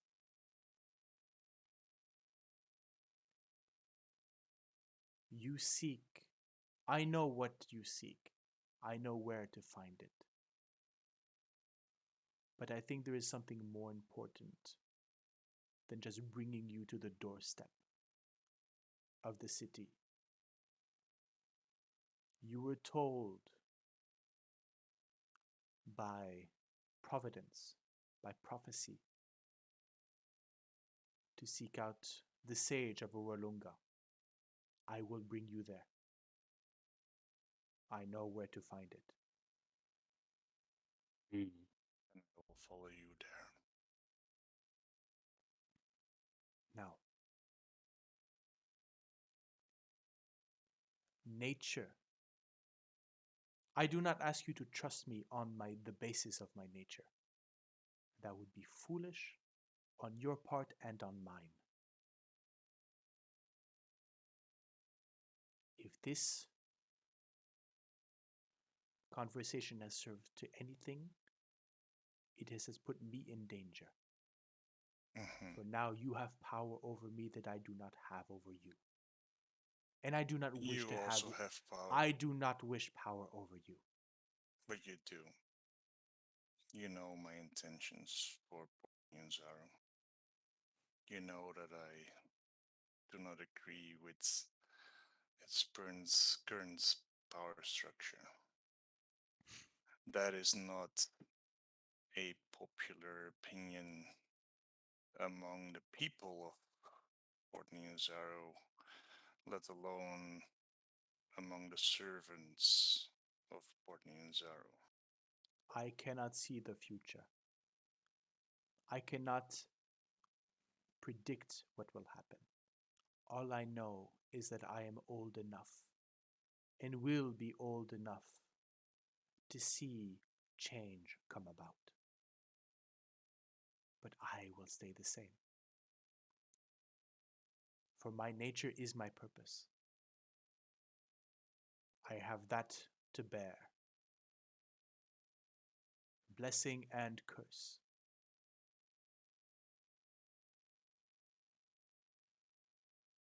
You, however, are creatures of time. You may change, evolve. In your short lifespans, you are able to shift from one part of the spectrum to another, molded by your experiences. Already I've seen it here. Heinrich, you are not the man that you were when we first met. This is true. And I know that you will not be the same once we get to Urlunga. Or wherever might be your next destination.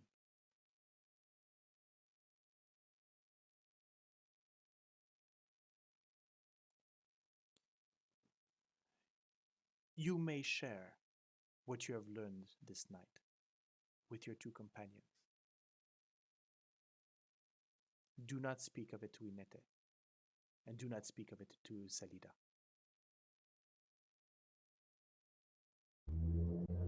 Very well.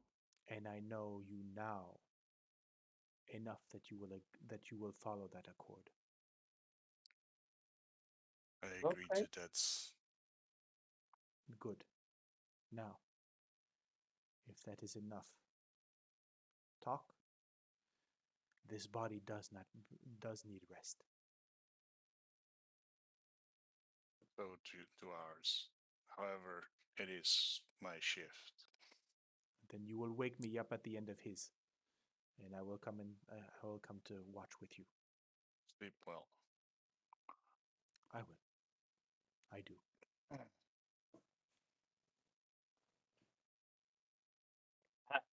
I just look at Vroon with a look of like not judgment, like, but you just a stare. Like Vroon is definitely like there's a weird angle to ears. Trunk is at a weird angle. And like there's definitely. You okay, buddy? Mhm. Do you want to talk about it? I was not expecting this to this degree. She was my first suspect. I did not think. I congratulate you, my friend. You have quite a nose for it. Like the nose goes like. By the way, Rune, check your handouts. Right. I just added something new. As Eku leaves, you get a flash of an image. Ooh.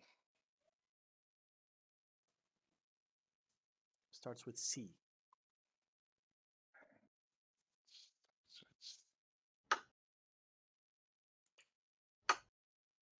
I gotta admit, actually, Vroon, I'm actually happy if I can give you my opinion.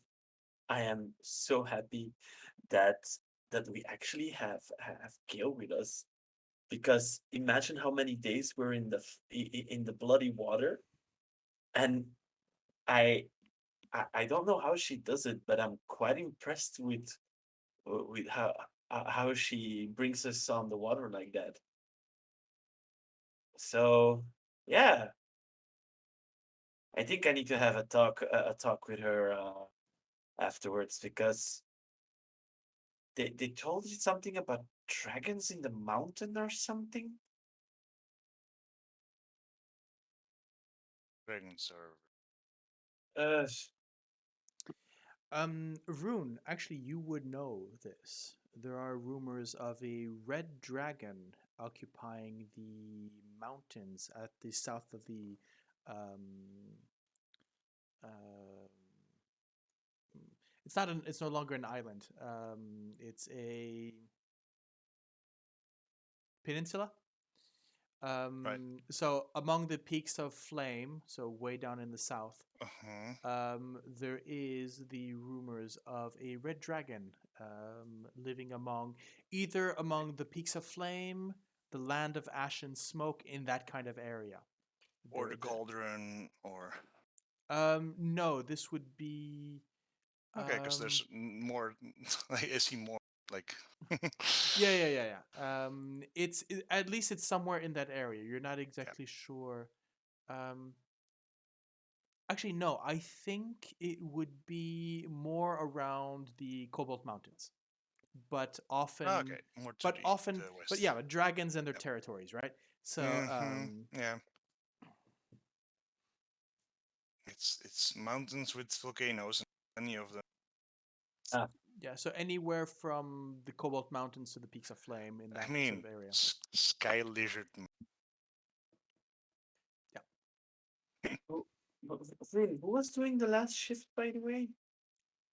That would be Gale. I'm the only one who hasn't gone yet, So, so. most likely at some point. I'll waggle like half awake to Gale, and I will Well, actually.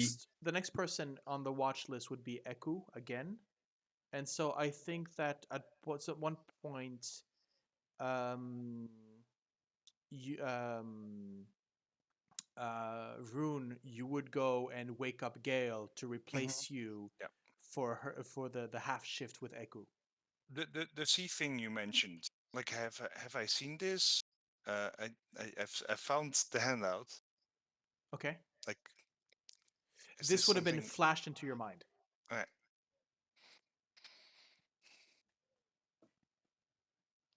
Okay. Well, yeah.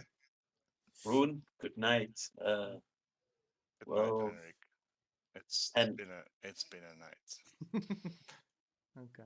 blushes a bit, takes a little sip of his wine, and says like, "Oh, fucking yes," and goes back to the dome. Okay. Is Sorsha still awake when I enter? No. No, she's not. Okay. Um, so yes, at some point. Rune, you go up to wake up Gale. Yep.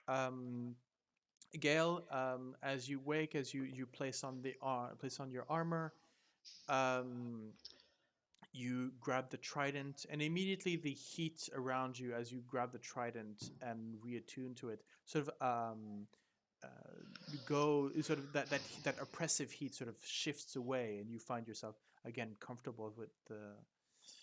Mm-hmm. And as you step out from the dome, there is your armor and the cloak of steam, or the cloak of mist walks out as you walk out. Mm-hmm. Mm. Um, Rune, would you have said anything when you woke me up, or just. Um, I think Rune would have just gone like everything's quiet. Okay.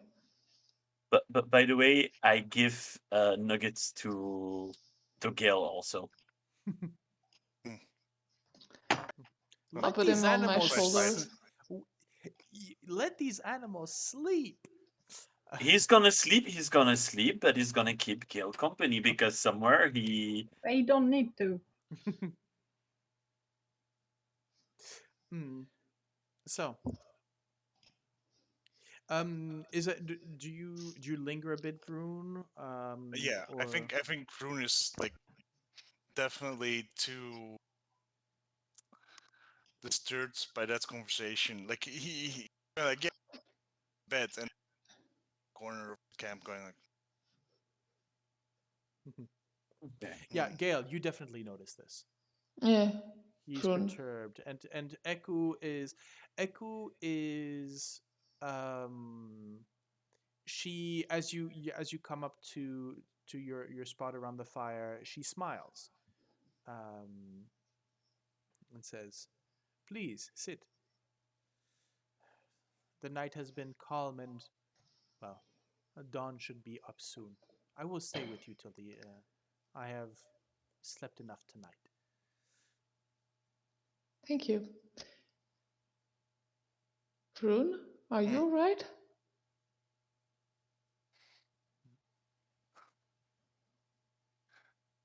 I mean, I'll do a stealth roll, which is my Deception, yeah, stealth roll is deception. yeah, deception or something.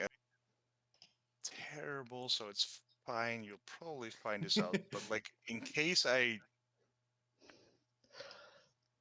my deception is still like, okay, it's Well, I charisma mean, you based. have So a high charisma, so. yeah. Oh well, no, Oh never. wow! You definitely like as soon as you ask, his eyes dart towards Eku, and then go like, oh, everything's fine. Eku sort of has a almost like a short laugh, almost a giggle, um, And and Gil looks at you and says, Prune, Hmm. right now, you just gave me the impression that I was your mother and you were 5 years old and trying to hide something from me. At 5 years old, I could hardly drink from my mother's teats. I'd Yes. You humans have a. I'm not a human, thank you very much. However, technically you're a Genasi. You are human. You're a humanoid. mixed blood, but you are human. Yeah. You have a different color, but you look very much the same. Why do you ask? You don't seem to be at ease. You're not going to sleep again. And you just did quite a long watch. And we need you to be. We need you to be good and rested tomorrow morning. Well, in a couple of hours. I will sleep. It's fine.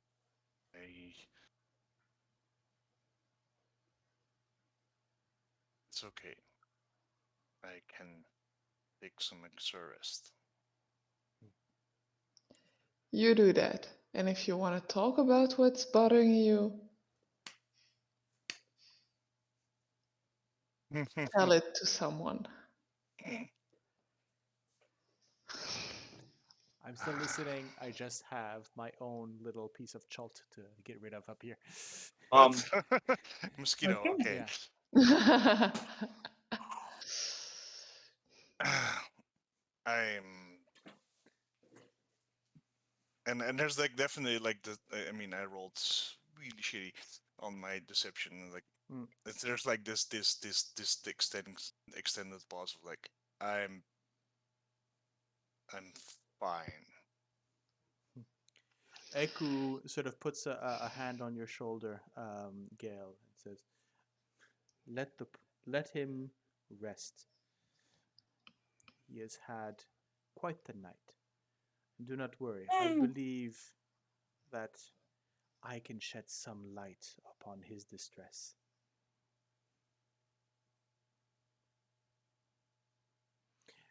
Go, Vroondomon. I will take care of Gale. Besides. Yeah.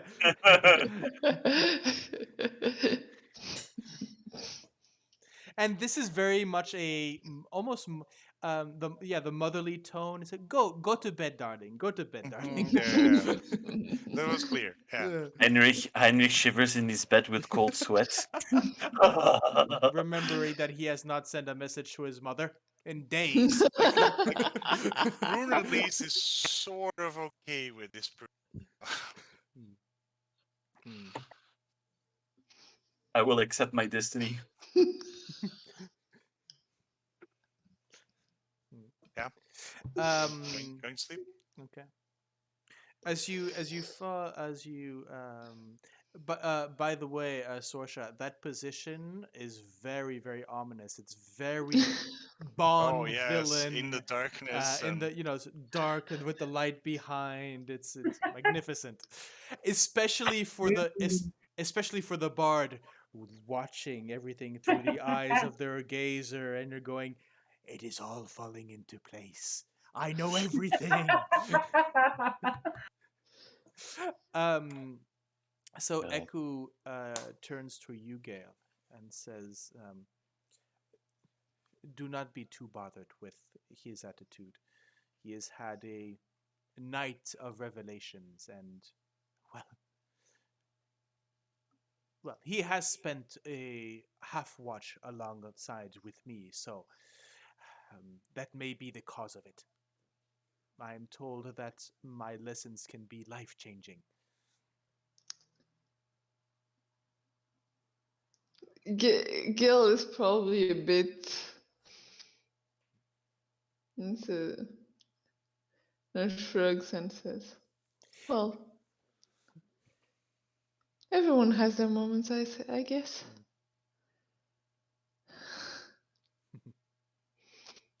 Mm. And how about you, priestess, cleric of Valkyr, protector of men upon the high seas? What is your mission here?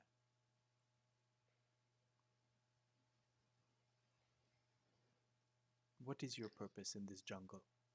You are far from the waters that you are usually overseeing. And you know a lot about Valkyr for someone who doesn't see the high waters very often.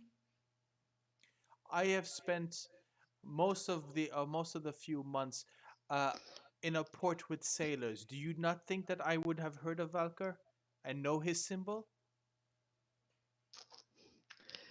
But Gil shrugs a bit and but that is not the subject, and that is not the reason. As I said to your friends, I am an old soul, and I remember maybe of a time where Valkyr was still young. then you are very old indeed. Hmm. Your friend Vroondomon pressed me on the subject.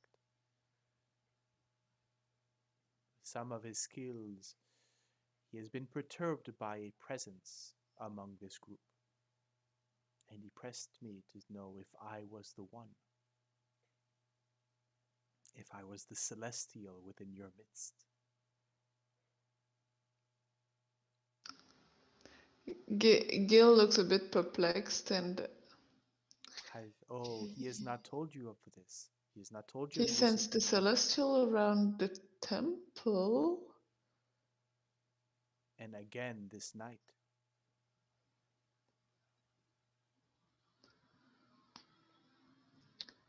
So you are, aren't you? Am I? You wouldn't breach the subject this way.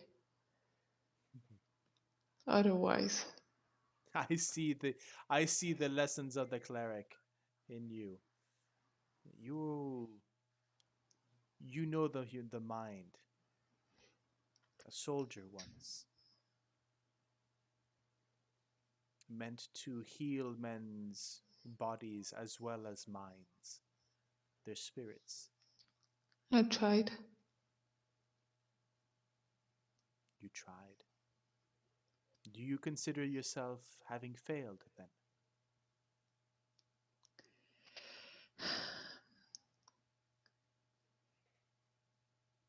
The malediction of being a healer is that you can never heal everyone.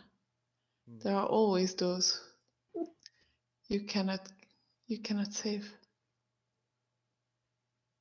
If you could save everyone,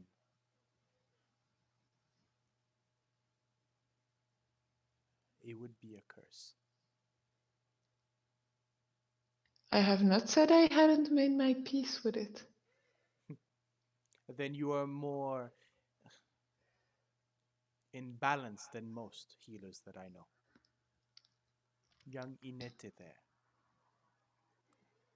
She is a young cleric, wishing to make her mark upon the world. Her fear is of missing the great adventure that the gods may send to her. The only reason that she is here is that she is too young to understand that life comes when it does. That living brings adventure every day. And I am too old to know anything else. Yes, and that is why she's with us. So that she can so that she can gain some experience. And from that experience, some insight. She will go home to her friends, a different person. They will not recognize her.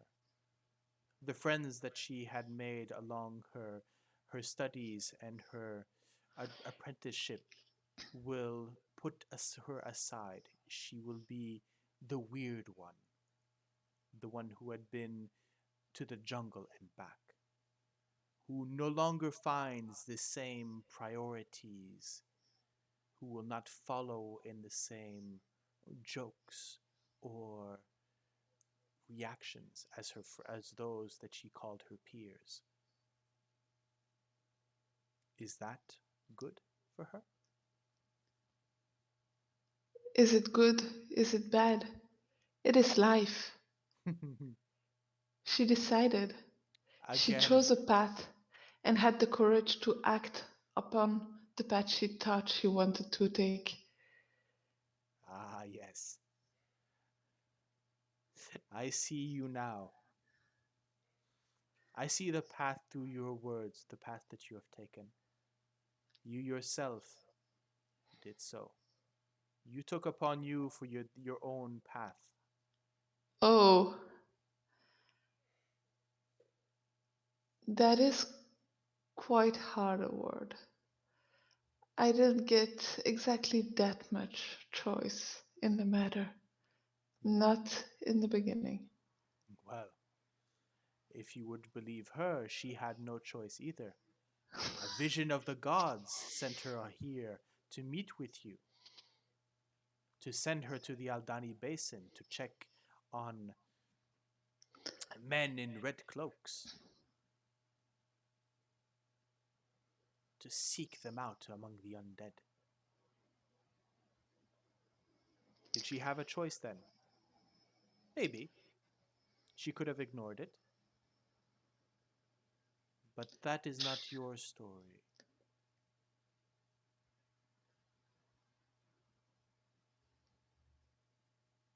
Is it then?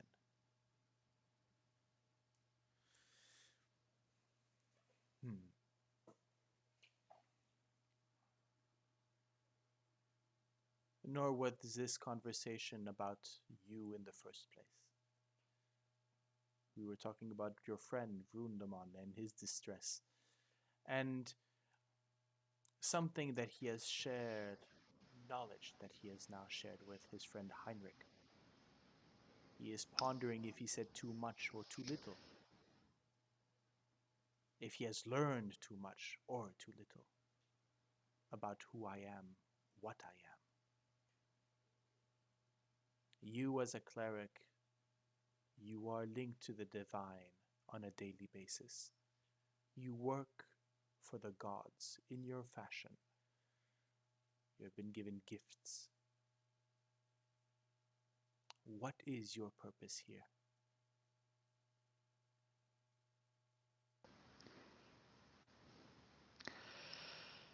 By the way, those last words, that last sentence, was in Primordial. Oh, I'll answer in Primordial too. The balance has been skewed in the world.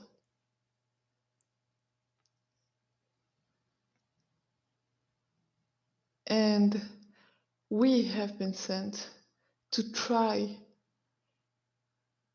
and rectify it. And I have seen nowhere a sign that this is a new balance. So there is no reason for me not to act upon this mission and accompany my friends, try to keep them safe in this mission. I have seen in your minds this curse blotting out continents, the death curse. And as I have expressed to your companions, I know of this city that you seek. The cliffs, the gargoyles, the black obelisk. I know where this is, but I will not speak its name, nor accompany you down those cliffs. I cannot. But I would not be the guide that you need should I bring you directly to those cliffs. You received word of a sage. I will bring you to that sage. They will know. They will tell you what you need to know. Should you then move on forward, I could be of that expedition. Or you could choose Salida. She is capable, but of a nature very different than mine.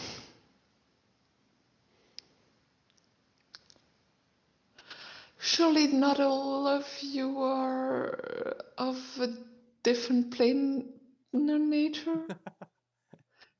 No, That would be a bit too much, even for me. no, well, I would have not been the only one detected then by your friend. That is true.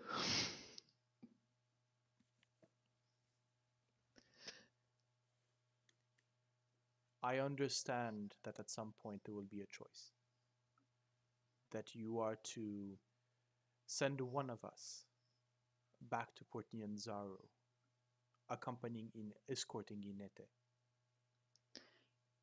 I will not try to influence you in your decisions. That is not my fate. That is not my way of things. I know that there are benefits to keeping any one of us along with you, as well as issues. But I would say this. I would like to be the one to accompany you to Mbala and to Orlanga.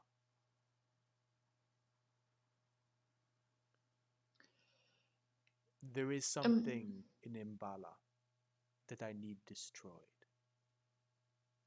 Oh. Well, we are quite efficient at those kind of things. I have seen so, and I have sensed as much. Do not speak of this to the others for now, especially not Inete, or Salida. I have not asked. Contrary to many of the guides, I do not have a personal quest to offer you. This is not a request. But Mbala is on the way to Orolonga. We will pass through the shadow of the cliffs. Should you go there, do not trust anything that you see.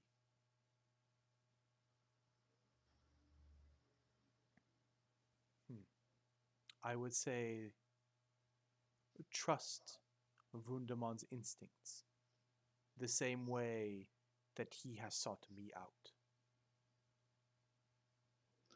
He will sense what is in Mbala.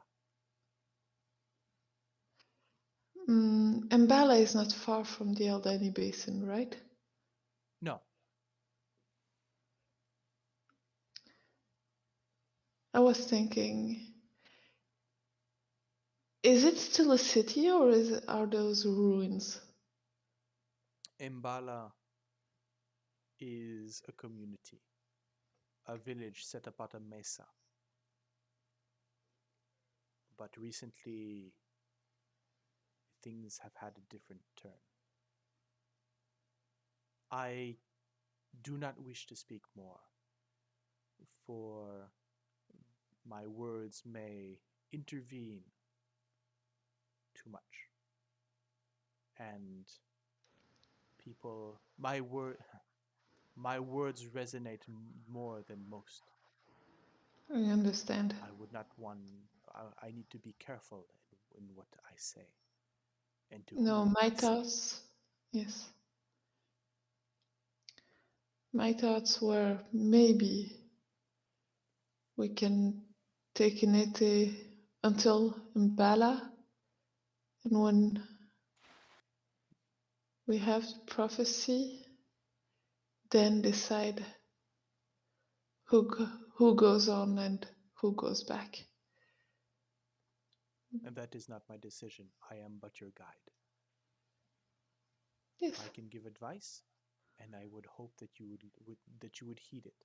But the decision is yours, always. and I will discuss it with my friends, companions, and we will decide together how we want to continue.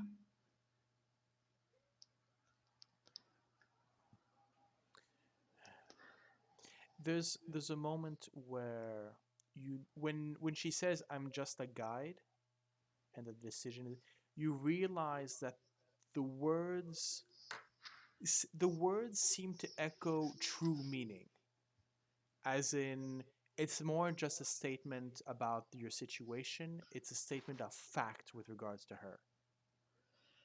Yeah, it's her nature. Yes. Yeah. And maybe the nature of a celestial being the nature of a celestial being that of a guide rather than actually somebody active.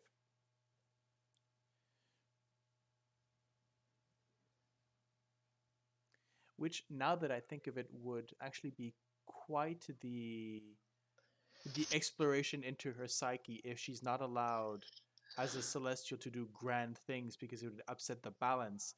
So she does all of these little things like feeding the poor just to try and I never Do thought of something. that. I'm good. Explorations and the natures of a celestial. Not something as a GM. Well, only as a GM. As And yeah. no, I just wanted to point the time out. Yeah, if on that note and on that final sort of revelation, you watch as the sun comes up, and Eku seems herself. Not much change. Sort of you'll see her maybe fuss over the way that Salida or any of you sort of maybe mess up the camp or don't put up the things quite right. She's very much the school teacher rounding up the kids. Come on, doing this. Looking above, there's maybe a brief conversation with Salida with regards to maybe the shifting of the weather for today, and what would be the best way of approaching as you would be heading west. But apart from what each and one of you had learned during this night, she doesn't seem perturbed much. You glance from here and there. You notice a few glances from Salida towards Sorsha or towards Heinrich. Maybe a knowing smile that goes in. Something, yeah. Then this night, the conversations that happened this night have had their impact and have had their importance. But what conclusions they might bring, for that, we'll have to wait for another session. No. Not for tonight. Thank you, God guys. damn it. God damn it. Want to be secretive and all, and god damn it. But good discussions. Oh yeah, they were amazing. I really had fun. Sorsha, she fell asleep before the big revelation, right? Yes. No? No.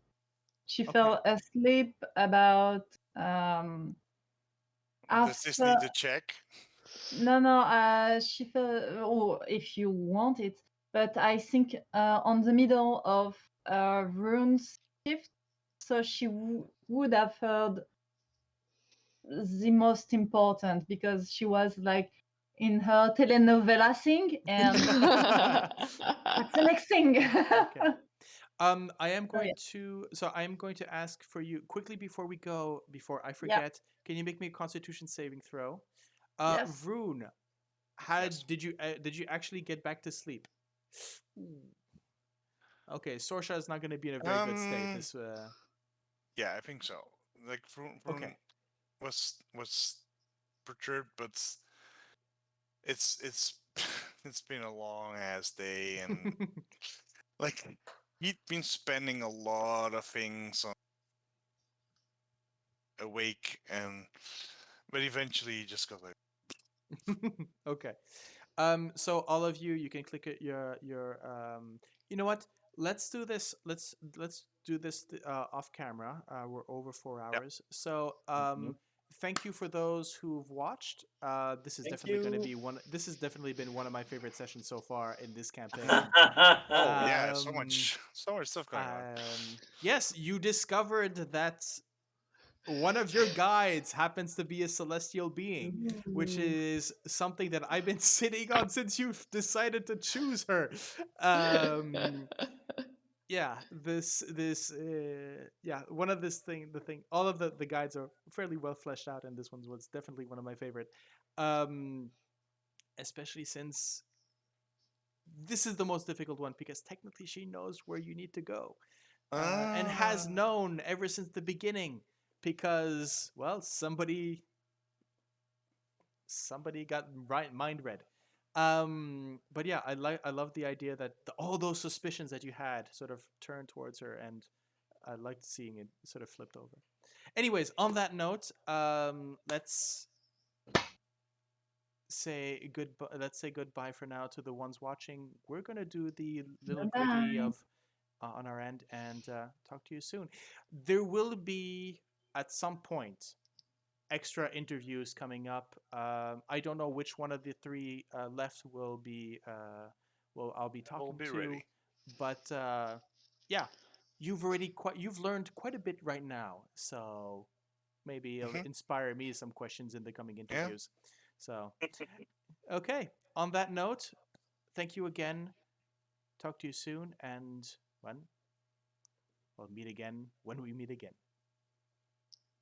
Bye.